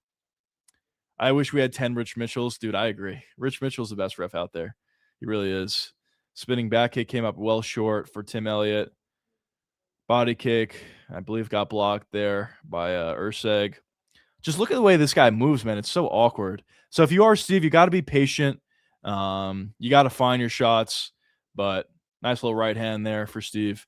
But I do think, you know, the shots will be there. Nice little left hook landed there for Steve Urseg. A bit of a trip there. Yeah, Steve's essentially going to want to keep this fight very clean as possible. Oh, nice little left hook right hand there for Steve Urseg. Flyweight Yuri here. Yeah, with the awkward style. The problem with Tim Elliott is he's just like, I don't know, he's like not that good. We'll see in this fight, but he's super awkward. Nice little calf kick landed there though for Tim Elliott. Pressure here by Steve. Nice little right hand landed for Urseg. As I said though, Urseg needs to be patient here. Nice little right hand over the top as well. But he needs to be patient. You never know what sort of like weird, unconventional shot Tim Elliott could land. Nice little right hand to the body for Steve. Good pressure here thus far. And he's kind of just feeling his way out, trying to get his reads early on. Ooh, nice little shot there from Tim Elliott. Since being a channel member, cannot say trash stuff. Got to keep my name clean. Let's go, bro. I appreciate it, though. Seriously, thanks so much. Nice little body kick landed there from Steve Urseg. Pressure here a bit from Tim Elliott. Not too much action so far. I just feel like the style is so weird that Steve's just figuring it out. Hopefully he does figure it out. Nice little left hand landed there by Steve when Elliott was coming in. Nice right hand over the top landed by Steve there as well. Step and elbow came up short for Urseg. Left straight got blocked from Tim Elliott there. Steve Carell looking composed out there. He is. Nice little left hook landed by Tim Elliott there. Oh, left hand over the top partially landed by Tim Elliott. That wasn't super clean. Jab landed by Steve. I think Urseg should look to get on the jab a little bit more, to be honest. This is a very awkward style. I get it. But the jab can really start to set up a lot of different things. Watching Steve's make me move. Yeah, I don't know. Where is KKF? I don't know. Oh, nice little right hand. Landed by Steve Urseg there. Right hand landed once again by Steve. Oh, takedown attempt. I think it was just a trip, but takedown attempt there came up short from Tim Elliott. Yeah, Tim probably just wants to go forward and throw these wild shots. It's probably how he has his success. The cleaner the fight is, the better. Oh, beautiful, nice right hand counter from Urseg there. I don't know how big of a shot that was actually, but it was a good setup. Spinning elbow got blocked there from Tim Elliott. Super, super awkward fight, man. Good job there landed by Urseg. But as I said, when guys are super awkward like that, yes, you do have to stay patient, but just use your jab. Urseg's starting to get on the jab a little bit more, which is good to see. Another jab landed there again for Urseg. Nice. Oh, beautiful right hand landed by Urseg. That was a good shot. Elliott's kind of just trying to overwhelm Urseg. That was a good takedown there by Tim Elliott. Let's see how the grappling of Urseg is here. Good job getting right back to his feet immediately. Beautiful job. I mean, Urseg was scrambling with Pantoja effectively. So I do think he should be okay in the grappling here. So far has been. Nice head kick. Partially landed by Urseg there. Nice little awkward jab landed by Tim Elliott. Not too much power on it, though. Another takedown attempt. Wow, Elliott got that shot pretty easily. Not the best sign in the world, I guess. But let's see if he's able to do anything with it. Not really. I think that's an Urseg round, I would have to say. I am biased. I don't know. What do you guys think in chat? These flyweights look one punch away from ICU. They seriously look concerning. Yeah, I agree. These guys are pretty skinny, to say the least. I'm Stevie my wrist. Very good. Tim is trying to ski. Yeah. Urseg round, def. Yeah. I think so. Live odds have Urseg as a minus 215, so slightly bigger favorite. Yeah, I agree. I think Urseg won that round, though. Let's see, fellas. About to get into round 2.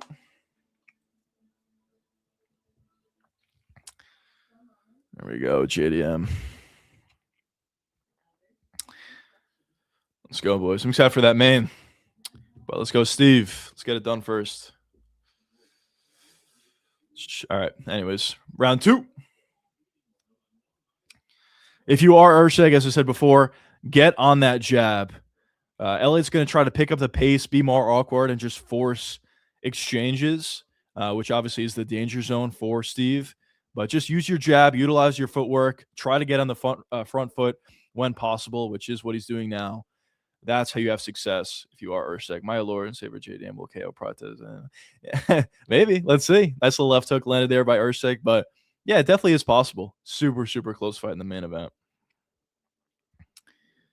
Nice little spinning elbow landed by Tim Elliott. Cannot believe Juicy woke up so early. Yeah, well, so far we're doing good. But let's see how it plays out. Nice little right hand over the top landed by Steve. Not a great reaction there by Tim Elliott, but maybe just awkward. Nice little left hook landed by Steve Urseg there. Tim Elliott smiles at him. Silly Goose MMA said Elliott 10-9 round 1. There's no way, bro. Everyone's saying Elliott won that first round. Dude, fuck off. There's no way. Nice little left hook landed there by Steve Urseg.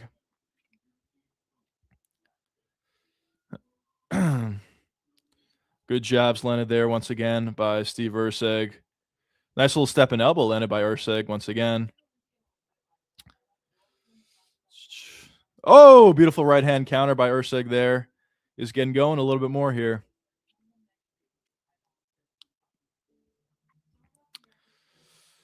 What an awkward style Tim Elliott has, man. Fuck. Nice little right hand once again. Good counter by Urseg. Urseg's doing a good job of just countering effectively. He's constantly landing. Now, he doesn't have like the most power in the world. Oh, beautiful right hand landed by Steve once again. He's doing a great job of just countering effectively. Now he's utilizing the jabs. Awkward overhand left came up short by Tim Elliott. Pressure here once again by Steve Urseg. Left hook came up short from Urseg. Jab came up short once again for Urseg. Another takedown attempt. Tim Elliott's getting takedowns really easily, but Urseg is getting right back to his feet every single time. Let's see what happens here if he's able to break the grip. But yeah, he does. Urseg turns in. Nice little elbow on the break from Tim Elliott, but Urseg ate it well, and he gets to open space. Good jab once again by Steve Urseg. Right hand came up short, though. He's doing a better job at getting the reads of Tim Elliott. Awkward. Takedown attempt here from Steve Urseg. Came up short. Nice little right hand once again landed by Urseg. That jab right straight is money, and that left hook as well. Good left hook landed. Oh! Right hand into a left hook for Urseg. Good shots landing here.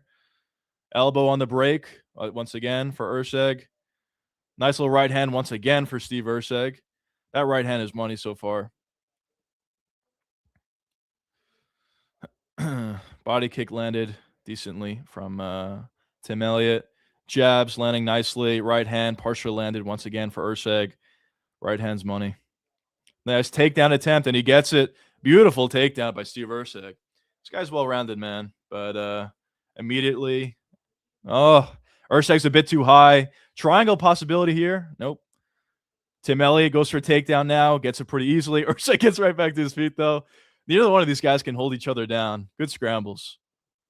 And on the break, it was a good right hand once again by Urseg.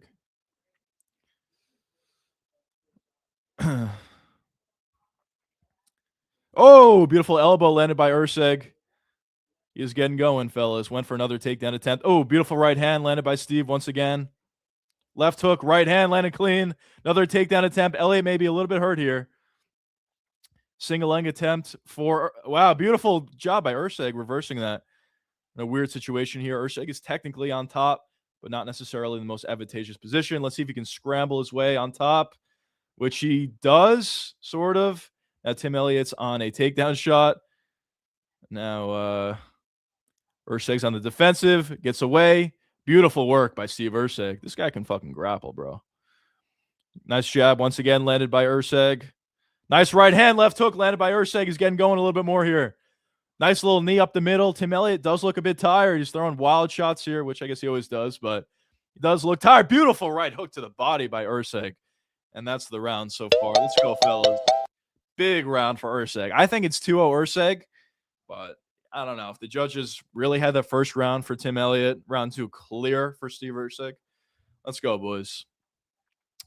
Let me get into some of your boys' questions. My bad, fellas. Who the fuck are those bots opposed to? Yeah, I don't know. I don't know, honestly. I've never heard of those guys either. What kind of commentary was that, Juicy? I'm Tim Elliott. My bad. I'll get better. In fairness, I'm super tired. What kind of name is Korean John? Dude, I always see Korean John on these streams. I'm like, bro, what kind of name is that? I always think that. Bro, look how Juicy's talking. I think he had a bet on someone winning via KO or submission. I do not. I do not have a finish on this play on this fight, but I do have a play on this. I love a damn flyweight scrap after a blob fest. Yeah, I agree. Urseg looking crispy. Neither one of these guys are beating anyone in the top 5. Yeah, maybe not. But I do think Urseg is very good. Very good. Anyways, getting into round 3 right about now.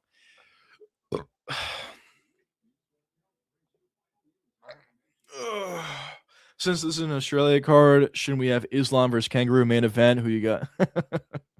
Yes, I do think so. Islam versus Kangaroo, but people forget, man. Kangaroo's got good kicks. Can give a lot of issues to Islam. Spinning elbow feint there from Tim Elliott. Nothing thrown. Good jab lands once again from Steve. Right hand partially lands by Urseg once again. Jab lands once again for Steve. Once again. Doing a good job at constantly landing that jab. Couple of jabs came up short. Left hook partially landed for Steve Urseg. Couple of calf kicks landed from Tim Elliott. Thanks for streaming. Let's go, brother. Thanks for joining the stream. Such an awkward style, man. I guess it's difficult to get going on a guy like this. So awkward, but thus far, Steve's doing a good job with the jabs and right straights. A little bit more pressure here from Steve. Right hand to the body came up short from him. Right hand came up short from Urseg. A little kick up the middle landed partially for Steve. Nice little body kick landed. Left hook landed for Tim Elliott. Right hand landed. Jab landed for Urseg.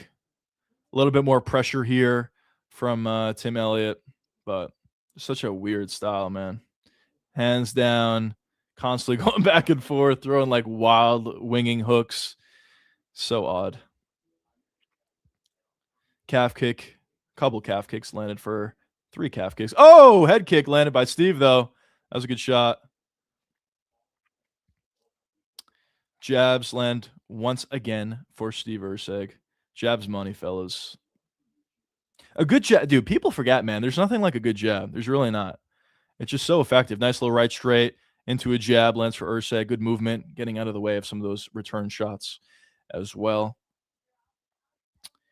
Jab lands once again. Right hand lands once again for Urseg. Little body kick, partially landed for Steve. Good pressure. Once again from Steve. Takedown attempt for Urseg. Good job by Elliott avoiding that. Nice little right hand lands by Urseg alongside the cage there. Nice little step in elbow. Partially landed for Urseg. Nothing like too big so far, honestly, but just like good, clean work. There we go. Good shots landed. Good right hands landed by Urseg. Good movement. He's honestly giving Elliott a lot of issues with this movement. Good footwork. Good jabs once again. Keeping that right hand up. Nice little step in knee for Urseg as well. Is kind of getting busy with the volley. Beautiful job there. Now these flyweights are too low. Can't see the potential getting broken. True. Oh, man. Oh, nice right hand landed for Urseg. He's getting going a little bit more. Is Steve. Beautiful shots. Takedown attempt from Tim Elliott. Gets a takedown. Urseg gets up immediately, which is what's been happening every single time. Tim Elliott's tired, man. Just backing up like that. He's tired. Urseg does not look tired. This fight's flying by, bro. High kick up blocked from Steve. Oh, beautiful right hand landed by Urseg. This guy's just super clean, man. I've been saying for a while, I think this guy's really good. He had a really close fight with Pantoja, which is very impressive.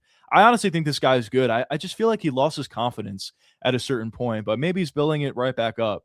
This guy's very, very high level, man. He can grapple well. I mean, his striking's super clean. His movement's real good. There's a lot to like about Steve Urseg. I think it's just a confidence issue. Beautiful right hand landed by Urseg once again. Jabs. Ooh, little left hook over the top. Landed by Tim Elliott, but not too powerful. Takedown shot. Beautifully stuffed by Urseg. Urseg landed a couple shots on the break there. Ooh, spinning elbow. Urseg saw it coming, though.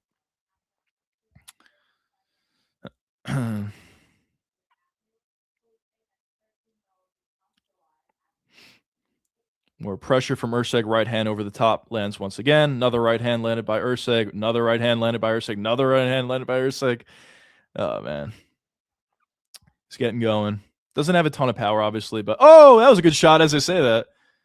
Takedown, immediate takedown attempt by Tim Elliott. Good, well stuffed by Steve Urseg. Oh. That's the fight. That should be Urseg. By the way, I bet on Steve Urseg. Two separate bets, actually. I had his money line because I thought the line was crazy, and I have him in a parlay. If he doesn't win this fight, it's an insane robbery. I think it's a 30-27. I did not understand the line. I did not understand why it was so close. And I think we kind of saw that. Let's see what the judges say.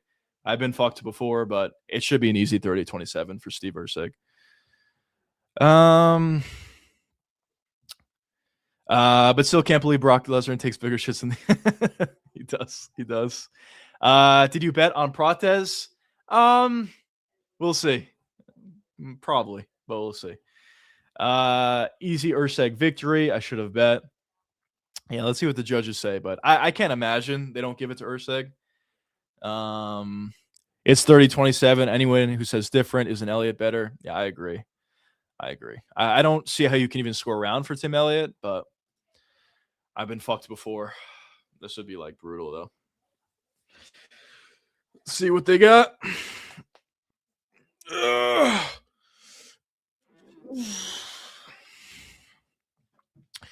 Hopefully, I don't skip over the judges' decision. It did that, I think, last time for the Rahiki fight, last fight. But gotta see this shit, yeah. Gotta see this shit, yeah. Oh man. Let's see what this is. I got to quickly head to the bathroom quickly, but I want to see the result first, and I'll be right back.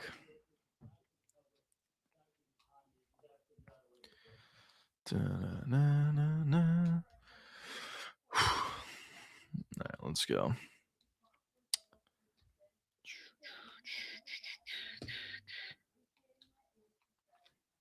All right, what do we got?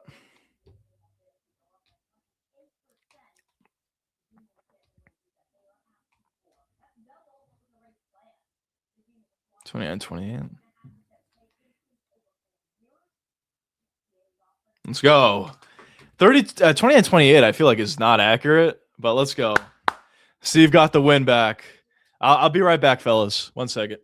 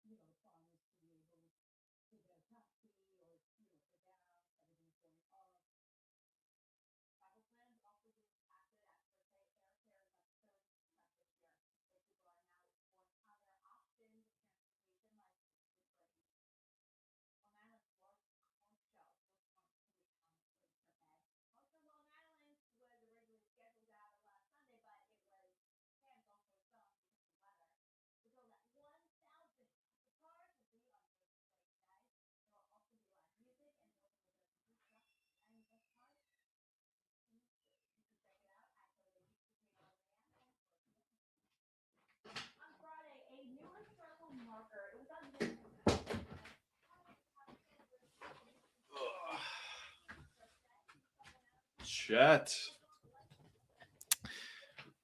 Let's go, boys. I heard Urshag was hype on the mic. Let's go. All right. There was a whole lot of plays I liked tonight, and movement on the fight made me want to stay away. Now I understand, Joshua. It did kind of give me a pause as well. Honestly, I wanted to max bet it. I really did, but I decided not to because I also was a little bit afraid of that line movement. But I just decided in the end just to stick with my gut and take the play anyway. And I thought he, looked more or less 30-27. But whatever. Judges said 29-28. I guess it doesn't even matter. But anyways, let's update the chart. Let's go. So 185. 185? You want to fight at 185? 1, 2. Add another 2. Let me update the betting. No, another 2. So we are up. Okay. I'll give you guys the official numbers afterwards, but at this point, this is where we're at. We are 2-0, and we're up 4.5 units thus far for the channel members. We do still have a couple of big plays coming up. So hopefully it plays out well, but we shall see. After coming back from the bathroom, chat, he called it. JDM will KO Prates. We shall see. Maybe the judges thought Urseg got dropped on the first. Yeah, maybe. That's the only thing I was even thinking of in the moment, actually. Maybe they thought that. But I don't know. A lot of people also, like, online thought that Urseg lost that first round. I honestly didn't see it, but I guess in the end, it's the same result, so whatever. Juicy won one bet, and he went straight to the Absolutely. I hope JDM wins. Yeah, I'm a JDM fan as well. Time for Benil's funeral. Yeah, I think so. We'll see. We'll see. But I think so, most likely. How's the top 10? People forget, man. Video's coming along. It's coming out, man. People forget. People forget about that. People forget, man. Video, but it's coming. It's coming. Can't wait to see Dariush defending all the punches, but I don't think he's gonna be able to defend any. It's gonna be like one jab. He's gonna go out. If he somehow eats like any, I'm serious. I'm not even joking. If he eats any shots at all, whether like any sort of right hands or something like that, or left straight, I'd be shocked. I think the first shot that lands probably knocks him out. So we'll see. That Dude, that video of Carlos Prates waving like that, it reminds me so much. I don't know if you guys watch the NBA, but it reminds me so much of last year when Jalen Brunson lost to the Celtics in Boston, and they panned the camera on him, and he was like, and then the Knicks blew the Celtics out the next game. It reminds me of that. Is that a sign? Prates knockout? We'll see. Benil's gonna win. Am I right, Miami? Am I right, Miami? Oh man, dude, Hogan is saving the heavyweight division for sure.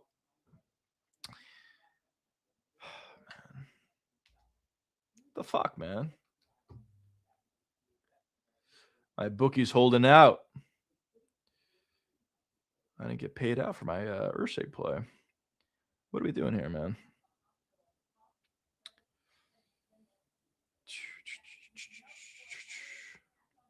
You guys watching Game 7 later tonight? Kind of excited for it.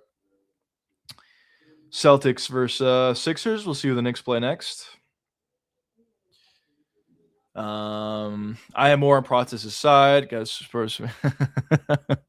That's true, dude. If he wins this fight, especially if I don't think he would win it late, but like theoretically, if he wins by decision or wins by a late round finish, it'll be a great ad for Sigs, I will say. But I don't think it's gonna happen. I think if he wins, it'll probably be early, within the first like 3 rounds, probably. But it should be good. Should be good.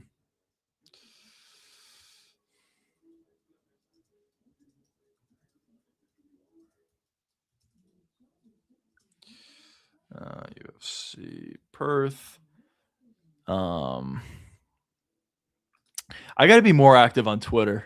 I'm like barely fucking barely active, man. Try to tweet out some things during the card. Damn, it's bleak. It's true. He's not totally wrong. It is kind of crazy though, like because he doesn't have that bad of cardio. I mean, my boy's trying to tell me that his cardio was really bad. I don't really think so, or somewhat bad, I guess. I don't really think so. I thought in that 5th round, Ian Gary was way more tired than Carlos Prates. Carlos obviously was a little bit tired, but I didn't think he was like that gassed. So it's a good ad for cigarettes for sure. If Dariush somehow wins, so many fans are going to turn on Salco. Oh, for sure. It always happens. Whenever there's a huge favorite, if that guy loses, all of a sudden he's terrible. Or if someone like loses in general, all of a sudden that guy's terrible. So yeah, I'm sure it's going to happen if he loses. But I honestly don't see it, but we'll see. I want to see Nina with everyone these days, to be honest. A stream with Juicy wouldn't shock. Yeah, maybe. That'll be good for my channel. I wouldn't mind that.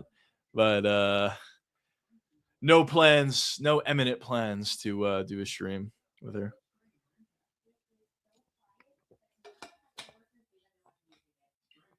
Is this the year of the Unk? Dariush for the win? Maybe.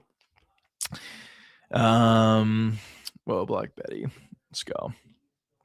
But yeah, it might be. The year of the Unk. We'll see tonight. We'll see right now. Gary had to move around a lot early around there. Guys out and protest. That's true. That's true as well. It is very tiring to run away for 5 rounds. So that's fair. And it was a very low output sort of a fight. So I guess it wasn't super taxing for Prates. I do think this is going to be a way higher pace fight. So we'll see how Prates' cardio plays out as the fight progresses. But I do think the longer the fight goes, the better it'll be for JDM. So we'll see. Oh, anyways, boxing today. Can't watch it, obviously. I'm going to watch this card, but apparently it's a pretty big fight. I don't know who he's fighting, but anyways, he's the man. He's real good. Money Moicano, Ben Dariush, easy money, JuicyMMA, not so easy money. Yeah, dude. If he ever decided to fight me or spar me or whatever, it wouldn't go well for Money Moicano. Also, Gary was blasting head kicks, keeping Prates' hand occupied. True. That is true. One thing that I do think I will say that JDM can take away from that Ian Gary performance was Ian had a lot of success when he put punches together in combination. And as I said before in the breakdowns, before today, live streams in general, that's something that JDM does really effectively, puts punches together in combination. So yeah, I mean, I do think that could be something that JDM goes to if he can get on the front foot, but we'll see how much time he gets there. JDM's kicks are being underrated. Yeah, but I do think if anyone had an advantage in the kicking game, it definitely would be Prates. His kicks are pretty good, and also JDM is really bad at checking leg kicks, unfortunately. But yeah, JDM's kicks are, I think they're okay. I don't think they're crazy, but they're okay, I guess. But I do think his striking obviously is number one, but I think essentially to set up some of the punches, I wouldn't be surprised if he looked to grapple a little bit in this fight. That's something that I wouldn't be shocked at all if he decided to go to. Oh, by the way, all right, my food's here, boys. Hold on 1 second. I'll be right back. Fight didn't start yet anyway. Chat.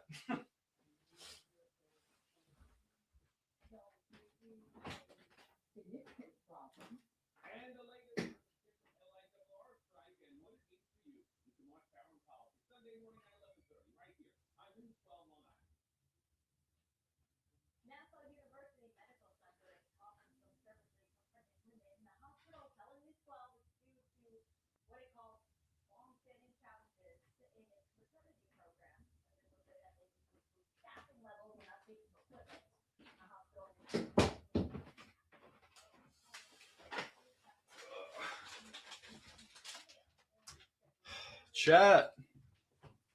DoorDash MMA. You're right. You're right.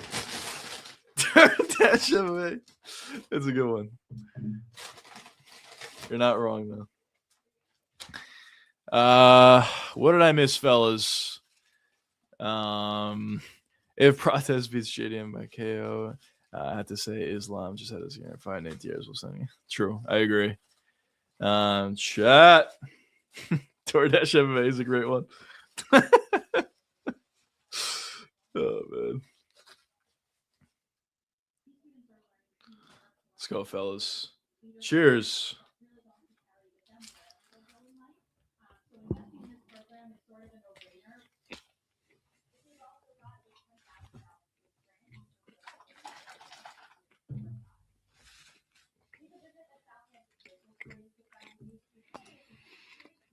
Mukbang MMA.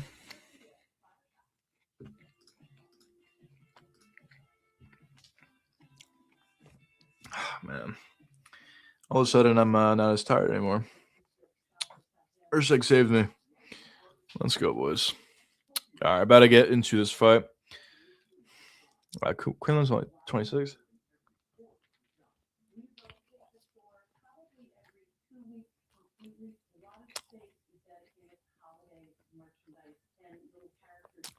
I really think the guys on Twitter are bots. I don't know. I literally have 240 people watching live on Twitter. Not a single person said anything. Interesting. What are you eating? Bacon, egg, and cheese.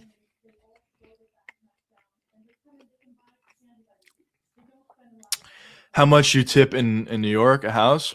No. That would be disrespectful. Probably like 2 houses and a yacht.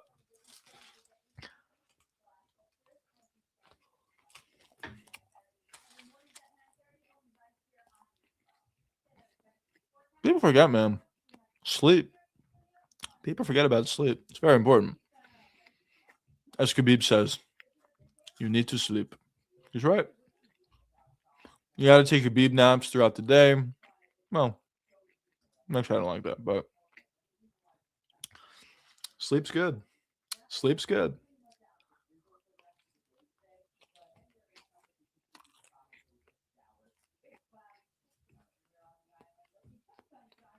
Have you always lived in New York?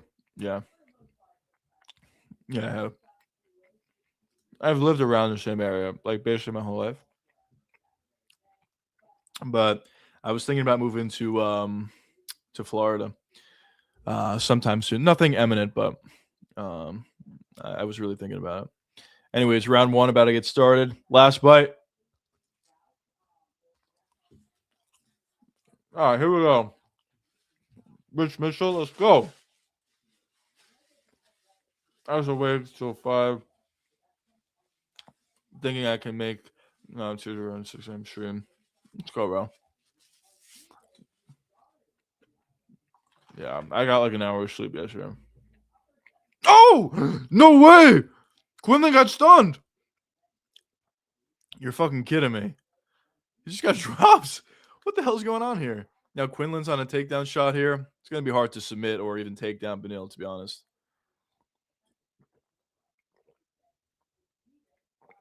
Beneil with the takedown. This is great for Beneil. Quinlan gets back to his feet, though.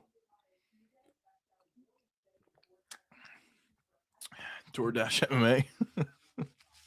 Another takedown for Beneil. It's going to be hard for Quinlan to get away here, actually. This is huge for Beneil Dariush, man. Can't believe he stunned him. Mango drink? Nah, it's just orange juice. I wish. Wish it was a mango drink. Cell kill is not top 10. Yeah, not a great start, to say the least, for Quinlan.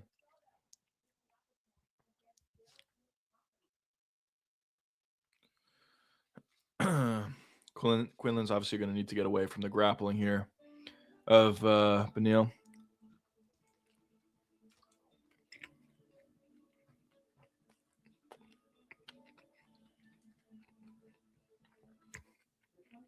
What landed? It was a high kick? No. It was a jab? Holy shit. He had dropped with the jab. He was coming into it, in fairness, but it's crazy.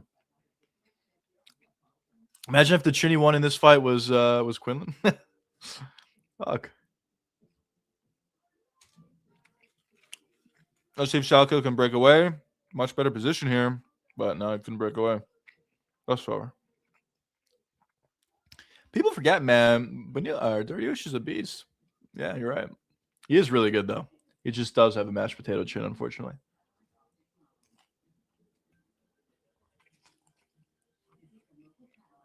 People forget.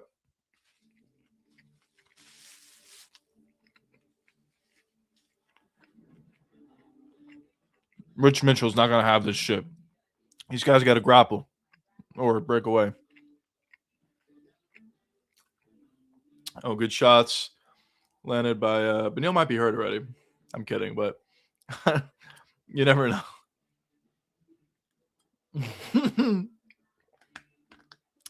If Dariush wins, feed him to Poro. I wouldn't mind it. I'm not even joking. I think he might kill him if that ever happened. That'd be so bad.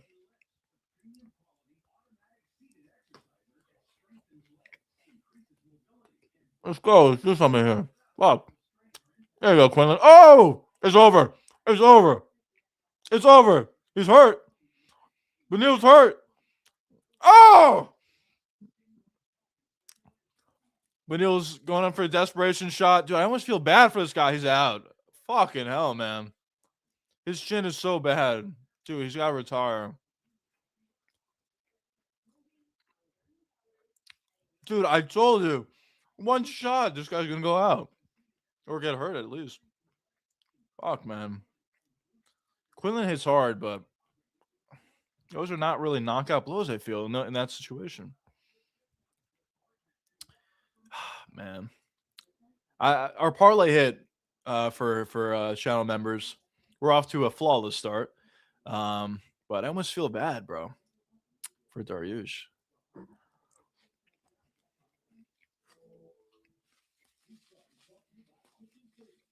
Give Beneil a chance, Rich. Look at that. Also, Beneil's got to keep his hands up, man. Your chin's that bad, you're standing in range, or not range, in close, with your hands down? Fucking hell. It's over. Beneil should go to 170. His chin will be better. JJMMA. I think he should retire, bro. This guy cannot take a shot. I think I can knock him out. I'm not even joking. Or at least hurt him. And I have no technique. I don't know what the fuck I'm doing. It's pretty bad. Cito can KO Dariush. Gus to win can KO. Oh, man. All right, let's update the chart. The good news is, betting-wise, this is incredible so far. I think we more or less guaranteed a winning week. But let's see how many units we can actually win. All right, let's see. We had, so the play that just hit was a parlay for 4 units. Steve Urseg money line parlayed with Quinlan via finish at -102. So more or less get 8 units back on that. Let's just do that. 12. Holy shit, boys. This is a good week. We're up 12.5 units thus far. Around. I'll keep you guys updated on the YouTube post feature exactly how much we're up. But that's where we're at so far. 4-0, 12.5 units up. Let's go, fellas. Desperately needed this.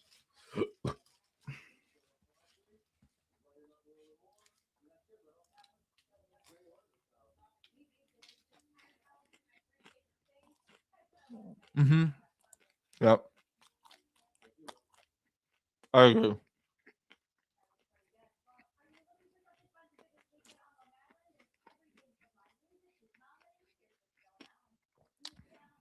I really hope Benil retires. I mean, how much more damage can this guy take, man? It's ridiculous.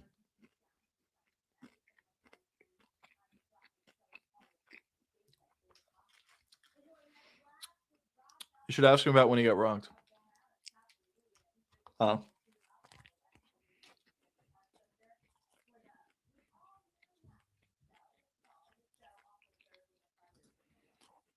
Please, God, don't let JM get killed.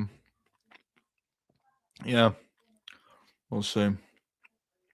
I just don't understand if you're Dariush in that moment. Keep your fucking hands up. His hands were literally by his. Look at it where his hands are. Fucking hell, pick your hands up.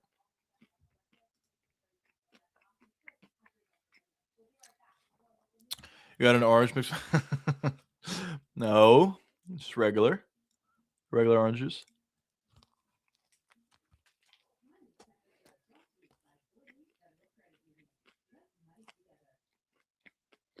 Quinlan wants Gamma. Interesting call out. Feel bad for Dariush. I agree, man. I actually do. He's really good, but he's got no chin. He'll call out Gamrot. He's cooked. Yeah, it's an interesting call out. I don't know. Well, Gamrot's similar. It's not as bad, but it's similar in the sense that he also has a pretty bad chin. But his grappling is relentless, though.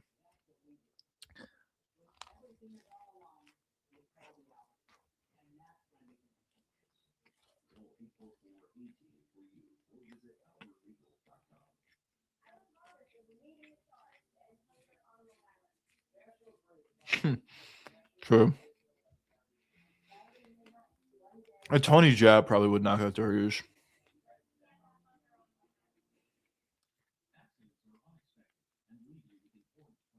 Yeah, I don't know. I don't know, Joshua. I have no idea. I mean, I would think anybody in those situations would like to keep their hands up. But especially for a guy who has the chin, the level of Beneil Dariush, who's been knocked out as many times as he has, how do you not keep your hands up? I don't get it at all. It doesn't really make any sense. So it is what it is. Dariush is a PC, El Matador. That's true. That is true. People don't talk about that enough. People forget, man. Taporia is ducking Dariush. Dariush beat Tony though. You are right. But I guess at that time, Dariush, like, he was on the up and up though. At this point, he's a different fighter compared to what he was. His chin was never good, but this is like insane how bad his chin is at this point. Mm-hmm. You're right. Ilya's ducking the entire heavyweight division. He's ducking the flyweights too. Pantoja's been calling him out for years. But Taporia just refuses to fight him.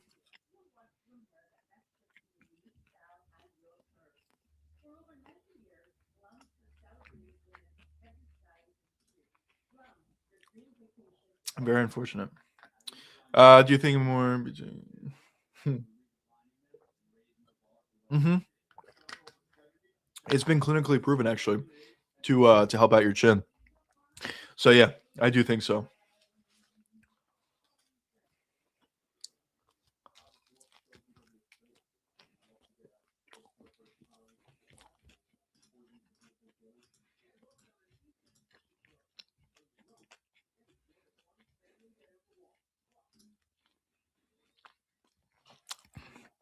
If you believe and achieve, shut the fuck up.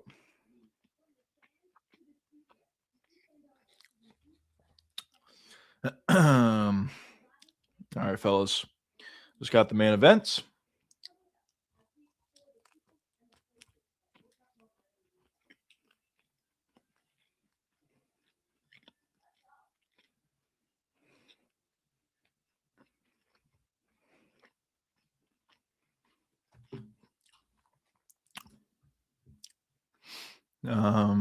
Sorry. Where are we at here? Who would KO win? CTE, BJ Penn, or mashed potato, Chin Dariush? I don't know. But the only thing is, I feel like BJ Penn might just, I don't know, like run out of the octagon or like do something weird because you don't know what the hell's going on. It's actually not a laughing matter. It's kind of sad, but I'll say BSD. I'll say Benil Dariush.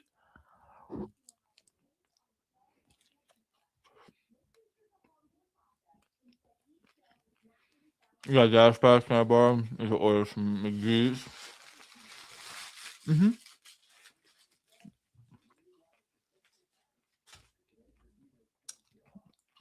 Sure. No, I actually don't have Dash Pass. I don't use DoorDash that much to justify it, but I don't know. People forget DoorDash MMA.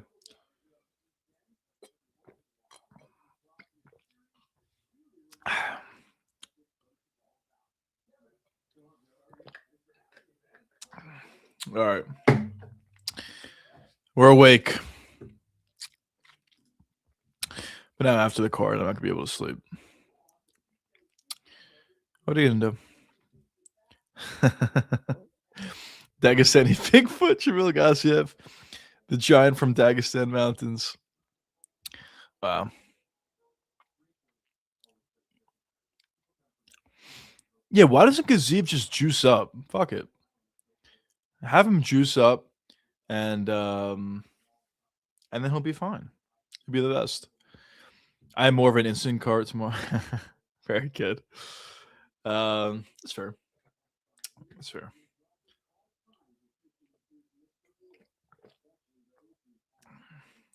Step in the cage, here's somebody. And the knockout. He wants to impress Dana White. All right, boys, let's go. Could we have a clean sweep? Let's see.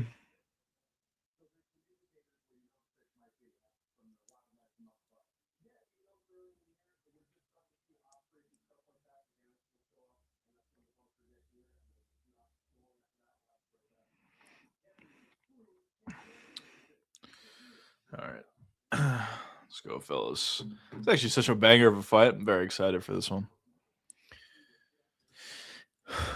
Ease a fight work. It is kind of funny though that JDM is fighting like well before Islam is. Islam won.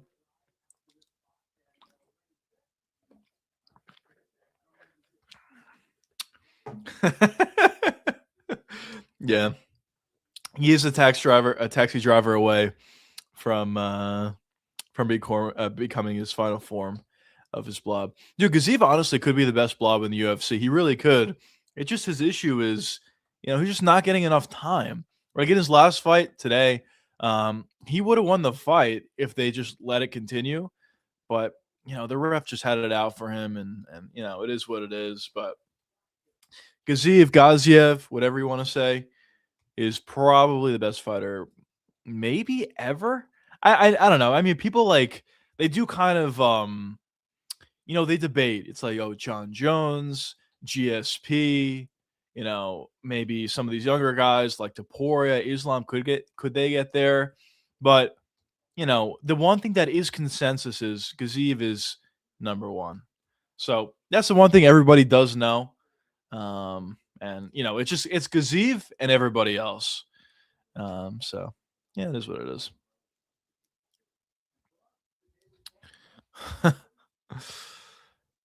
How bad is Nato Moicano? He's not that bad. If for no holds barred, Gaziev would just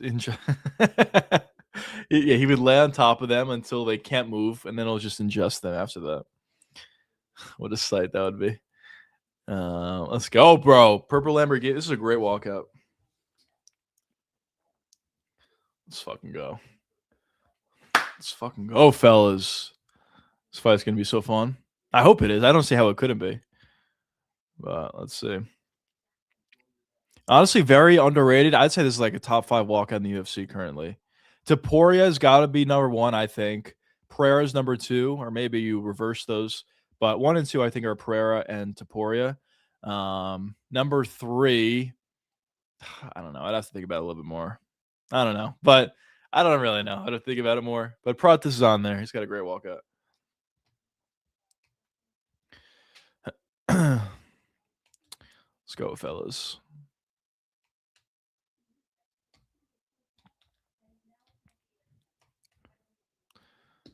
Hamzat is number 3. Hamzat actually, I mean, he has just like a random song. I don't really know what his song is, but it's exciting because the way he sprints to the octagon, it is pretty exciting. Sugar got a good walkout. That's true. Yeah, Sean O'Malley has such a perfect walkout song for like who he is. Yeah, I think his is great. I agree. Paddy Pimblett's actually very good as well. His walkout's good. Actually, it's very good. So he's good. I don't know who else. Who am I forgetting? Volk walkout is iconic. That's true. Volk is incredible, especially in honestly, I think one of the greatest walkouts I've ever seen was Volk in Australia when he fought Islam. That was such an insane atmosphere.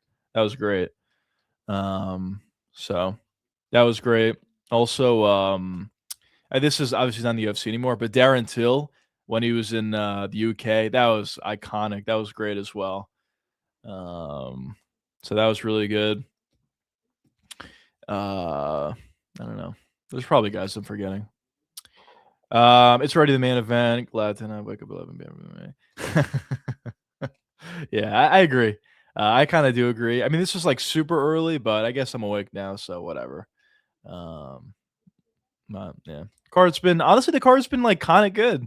Outside the first 2 fights of the main card were dog shit, but outside of that, the last 3 were like pretty good, and hopefully this one's good as well. Korean Zombie, awesome walk. That's true. Yeah, Korean Zombies is really, really good. Poirier, Diamond, yeah, very, very good as well. Poirier had a great walkout. I don't know. Let's look through the rankings. Let's see if I'm missing anyone obvious. Piotr Jan has an insane walkout. Kidding. Yeah, so Sean O'Malley we talked about. Volk, obviously. Taporia we already talked about. His walkout's great. I like Charles's walkout, but I wouldn't say it's necessarily iconic, the music itself. But I think just him walking out, the crowd's going crazy, and him going like this every time he walks out, that's super fun with his walkout. But I wouldn't say the music is like iconic or anything like that. But it's interesting. Oi! Oi! JD's walkout's kind of funny. I kind of like it. Oi! Oi! Oi! Oi! But who else? Am I forgetting someone obvious? I don't know.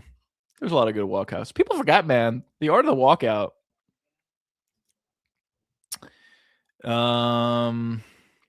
Khabib's song was pretty fire though. That Booty UFC. That's fair. That's fair. WWE has better walkouts though. Yeah, true. But that's more of a part of the game, I guess, in WWE as compared to the UFC. But fair.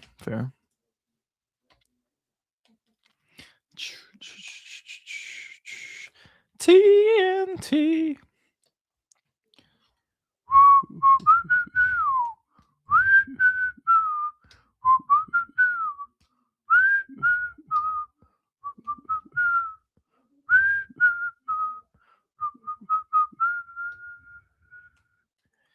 Let's go, fellas. I'm excited.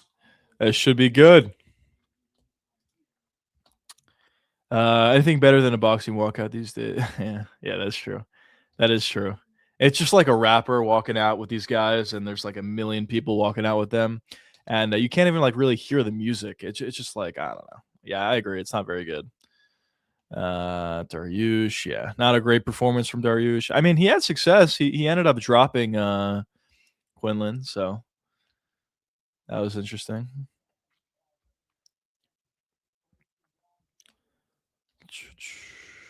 TNT. Oh, what the fuck? But yeah, people forget, man. Walkouts, they're good. Honestly, both of these guys have a good walkout. JDM and Prates. Yes, you need some pyro on the walkout. Yes, they do. Yes, they do. Imagine they did that. Actually, that'd be hilarious. Dana White would be so pissed though. It would just like take more time, I guess, or maybe it wouldn't. I don't know, but I just feel like Dana would hate that. I feel like logistically it'd be kind of hard, just based upon the way it's set up. And like where they walk out, like there's fans all over there. It'd be kind of hard to do it. Oi, oi, oi, oi.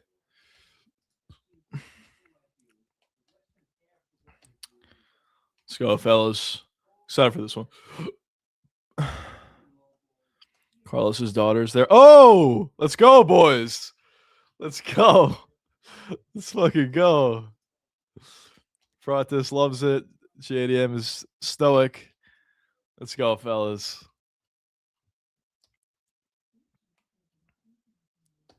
I kind of don't love no, all right, relax. Don't ever do that again. All right, it's all right. Nothing beats very good. Why would you bring your kid to the fight? Dude, I was just about to say that. I agree. I don't really like that. Especially like a little girl. Like, why would you bring a little girl to a fight? I honestly, I don't understand that. And listen, I think it's terrible to like let's say Prates gets knocked out or something like that. Like it's terrible for a little girl to see that. But even in general, like even if let's say in the future if I had a daughter or something, I would never bring her to a fight, especially when she's young. Like that's crazy. Even if she doesn't know anybody that's fighting, but especially like for Prates, because he is fighting. Yeah, especially yeah, exactly. So it's insane. JDM's brother looks like JDM. True. Um, let's go. Let's go, fellas. This is a big fight. TNT. Da-na-na-na. Yeah, this is my old AF playlist. It's a good song. TNT. Singing MMA. Prates versus via vape. True. No, that would be allowed. He can't do a vape or I don't know, take a hit of a vape. He's taken by cigs. Prates trying to be too young. He's losing. Think so? Let's see.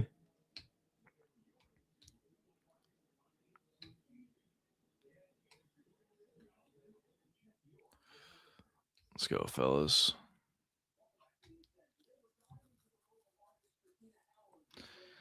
Wait, turn this shit on.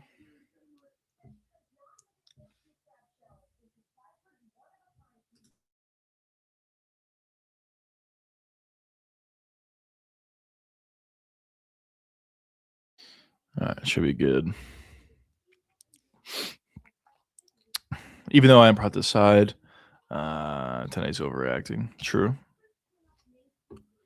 I know that was going on a lot on Twitter. The last time JDM did this at the press conference, he lost, but obviously doesn't mean anything. The by the way, the green line test finally lost last weekend. It was he had Zalal winning the fight. He lost, so the green line test is over. He has Prates winning this week, but the generational run is over. I guess I'll say. Let's go JDM. Let's go. See how this one plays out. No Bruce Buffer. Yeah, I don't know. Too far for Bruce. Let's go, fellas.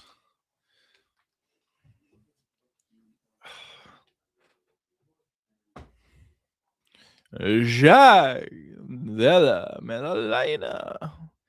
All right, fellas. Felt like Tony Soprano. Let's go. Juicy bet on JDM. Win, I guarantee. We'll see. I'll let you know after the fight's over. Here we go, boys. Let's go. Round 1 about to get started.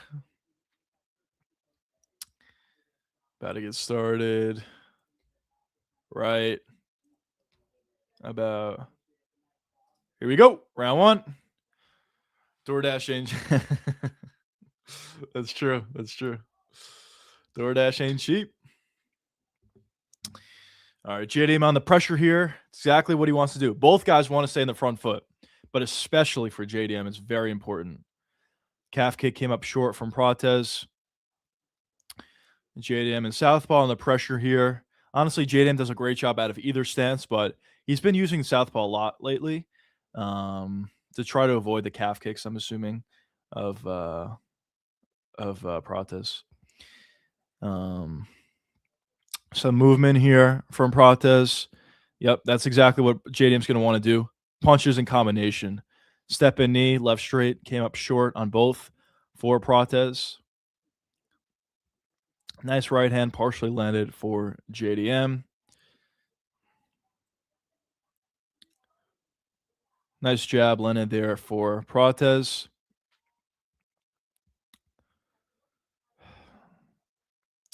Yeah, I guess both will switch, but mostly JDM. Prates mainly fights out of southpaw. Nice calf kick landed by Prates.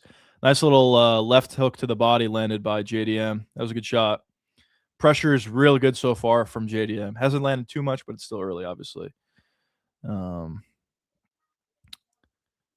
Right hand came up a bit long there for JDM.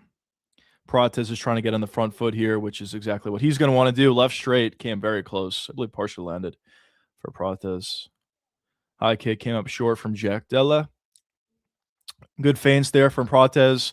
This is where he goes to work. Nice calf kick landed for Prates there. Calf kick in return for JDM. Nice little calf kick once again for Della. Left straight got blocked from Prates. Calf kick landed by Jack, I believe, that time. Much better pressure here from Prates. Some movement here. Oh, right hook landed partially for Prates. This is the danger zone if you are Della, but did a good job at least momentarily forcing Prates back. Good calf kick landed by Prates. Jab left straight, missed from Carlos. Calf kick partially landed for Della. Della is going to the calf kick a decent amount.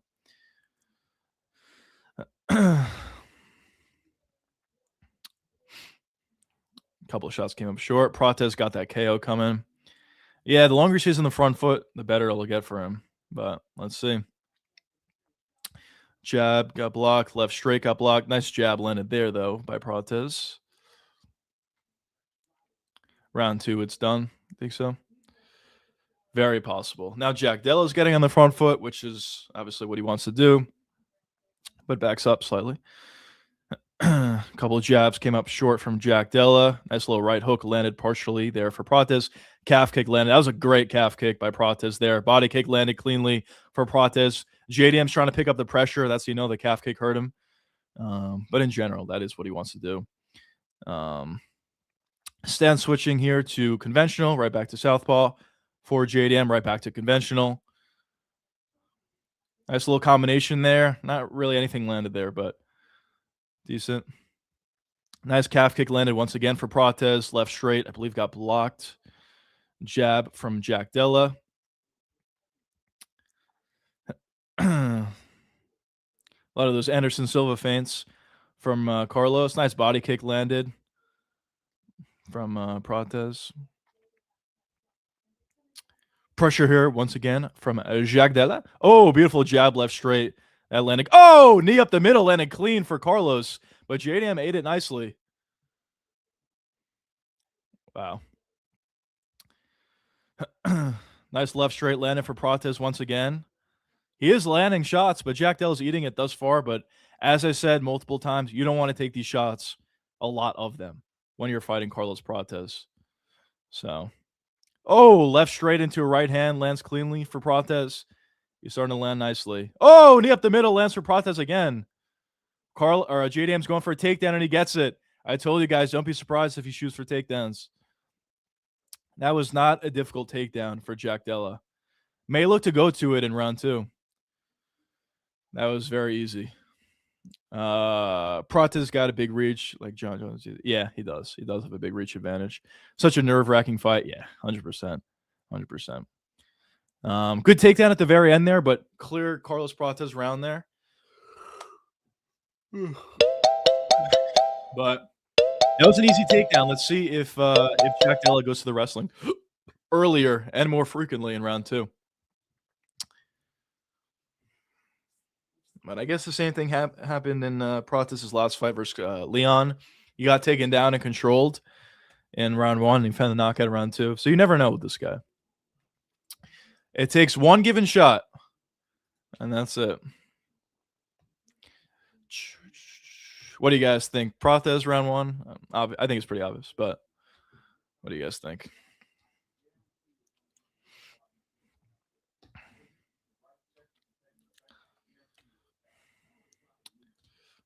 Telling him to worry about the takedowns, which they're all right. Prates got this. Will be done in round 2. Can't say what that is. Prates round. Yeah, I agree. Yeah, the calf kicks are starting to add up a little bit for Prates. Yeah, but look how easy that takedown was. That was a little too easy, if you are Carlos. Here we go, round 2. Now, all of a sudden, the pressure is even more important because JDM can shoot for takedowns alongside the cage. So if you're Prates, you do want to stay on the front foot. Carlos just laughing away. Nice calf kick landed by Jack Della, I should say. That was not a calf kick. Lower the hammy. Yeah, true.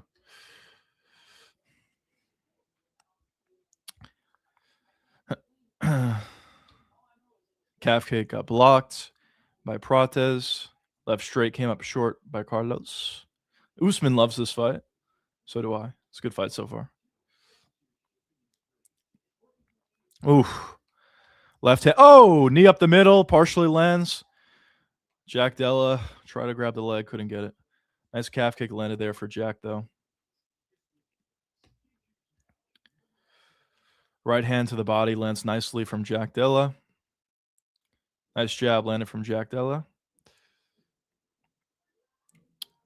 I will say, Jack Della's got an insane shin. I'm going to be honest. He's eating some big shots already. Now, he may get knocked out. We'll see. But he's eating some huge shots, and he's still there. And he's totally fine, actually. Yo, what's going on, Joseph? Welcome to the stream. I forgot the fights were on this early. Yeah, super early card. Another takedown attempt here from Jack Della. Let's see if Prates can stuff it this time. He cannot. He cannot. Oh, Jack Della gets the back. Too high. Too aggressive. Too aggressive from Jack Della. Lost his position there. Good job by Prates. Jab lands for him. Nice step and elbow lands for Carlos. Getting a little bit more busy here with the jab left straights is Prates. Knee up the middle lands again. Left straight lands again. I don't know how. Big left hand. Jack Della's eating some huge shots here, man. Carlos needs to maintain distance. I agree. The closer the fight gets, the better it'll be for JDM. Boxing exchanges as well as grappling. It's even more important now.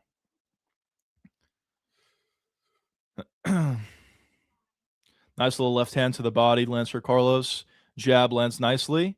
Good feints. Left hand over the top lands for Carlos. He's getting a little bit more busy with those shots. Front kick up the middle. Partially landed. Nice little jab once again.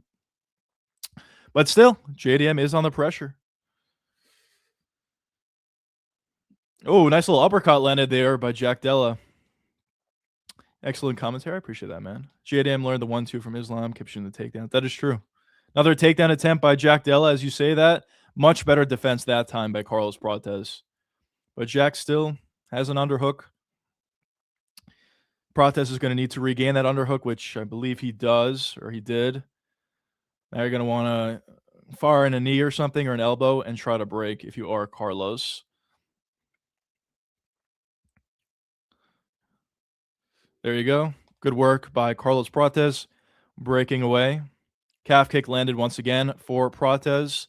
Calf kick and jab has been nice. Uppercut came up short. Oh, big shot to the body by Jack Della. Oh, beautiful left straight landed by Prates. Prates is a little bit too cavalier, and he lands a big knee. Big knee. Oh, Jack might be a little bit hurt at this point. Oh, head kick. Left straight lands cleanly. Oh, he's hurt. Jack's hurt. Jack's hurt. Knee up the middle again, lands for Carlos. Dude, this power is insane. The fact that Jack's even still there is crazy. Oh, Jack Della lands a big right hand of his own.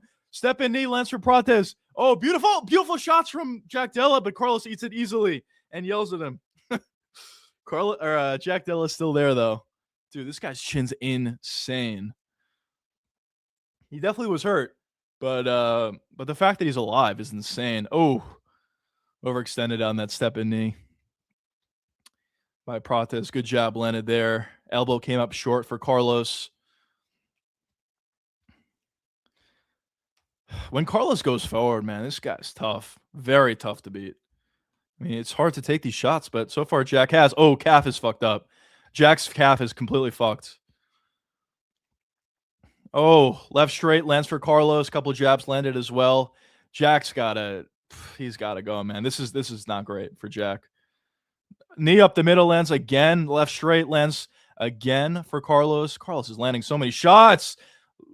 Knee up the middle lands again. Left straight out after it. Can't even talk. Oh, what a fucking... Oh, this is very close to being over, boys. Oh, spinning elbow came close for Prates. Watch for the step in knee. Oh!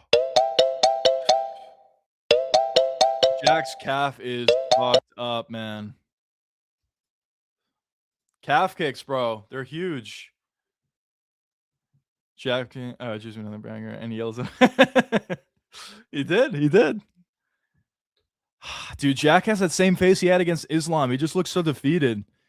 Fuck, man. JDM looks done. Yeah, he does. This is the same face he had against Islam, but this is really early, though. He looks defeated, man. Maybe not as bad as the Islam one, but it's not great.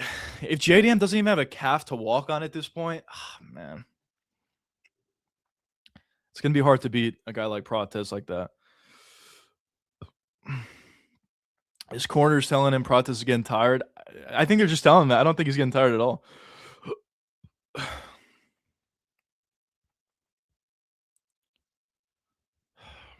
Jack seems to be a little bit more into it at this point.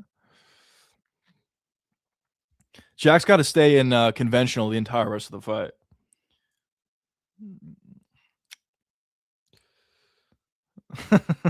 Don't say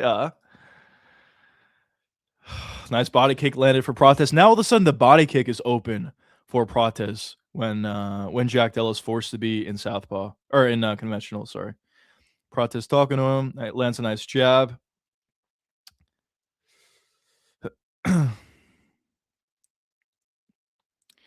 Now, if you're Prates, you can start to go on his lead leg at this point as well. Nice little left straight lands for Prates once again. He's on the pressure, feinting nicely. Didn't throw anything there, though. Left straight. Oh, another knee up the middle. How the fuck is Jack eating these shots? This is insane. Oh, takedown attempt by Jack Della. Still on the takedown attempt. Much better defense, at least thus far, from Prates. Breaks the grip, turns into Jack Della beautifully. Beautiful work so far from Prates. And JDM breaks away. That was beautiful work by Carlos. Oh, big body kick. Yeah, that's it. Now all of a sudden those body kicks are open for Prates. Knee up the middle, got blocked partially. Oh, this is close, bro. We're close to getting a finish here, fellas.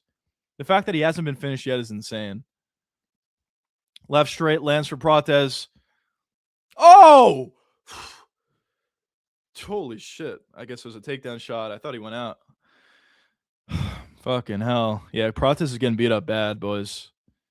Left straight, partially landed from Prates. Man, Jack Della's good, man, but fuck, he's getting beat up here. This is a bad stylistic matchup for him. He busted open by that knee. Yeah, he is. He is busted open.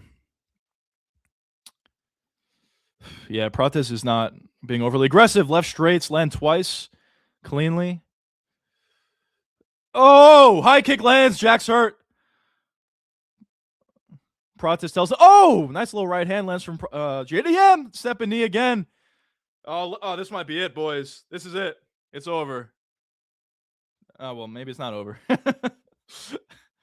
Nah, Jack might not be as hurt as I thought, but he's hurt. He's hurt, not pretty badly. These are good feints. I mean, listen, when Prates is on the front foot, it's tough. And Jack's too hittable. He's got to move more, but it's difficult to do. Easier said than done. Sorry, boys. I'll get to your boys' comments in a second. It's not over. Nah, it's not. It's not. I thought it was for a second. Left straight, knee up the middle lands again. Every time he throws that knee, it lands. Nice elbow. Another elbow lands for Prates. How is Jack eating these shots? This is insane. JDM's losing years off his. Yeah, dude, he is. There's a lot of damage. It's almost better just go out cold than take these big shots consistently. This is crazy. Calf kick lands again. Oh, JDM might be done based on his calf. Oh, this is brutal. Calf kicks. Oh, now left. Oh, big hammer fist. This could be it, boys. The fact that he's even still alive, it's over. He's about to call it. That's it. That's it. All right. Fuck. I do like JDM, but that's a perfect night betting-wise for us. Holy shit. I haven't swept a UFC card in a long time. What a performance, though. Who cares about that? What a performance for Carlos Prates. That was not close. That was an absolutely dominating fight. It wasn't remotely close. The calf kicks were huge. The step-in knees were huge. The jab left straight was huge. That was not a close fight. The physicality was huge. And honestly, at the end of the day, it kind of was as simple as that. JDM is too hittable. You can't take these shots consistently against a guy who hits as hard as Carlos Prates does. It was just too much in the end. It was really set up by the calf kicks. It was just not close, man. Let me get to your question. Sorry, boys. I missed it. Yeah, but the difference is against Islam, he was injured and he knew his limited physicality. That way he doesn't think he can be his opponent. Yeah, I guess that is probably true, Joseph. But I thought he looked not the same, but similar in this fight. I told you Prates is my dog, although he was acting too cocky, like a Mexican. Yeah, listen, Prates is real good, man. I'm a huge Prates fan. Great performance. So let's throw it up on screen. What a betting night for all the channel members. A clean 5-0 sweep. And let's see, how many units did we make on that main event? We got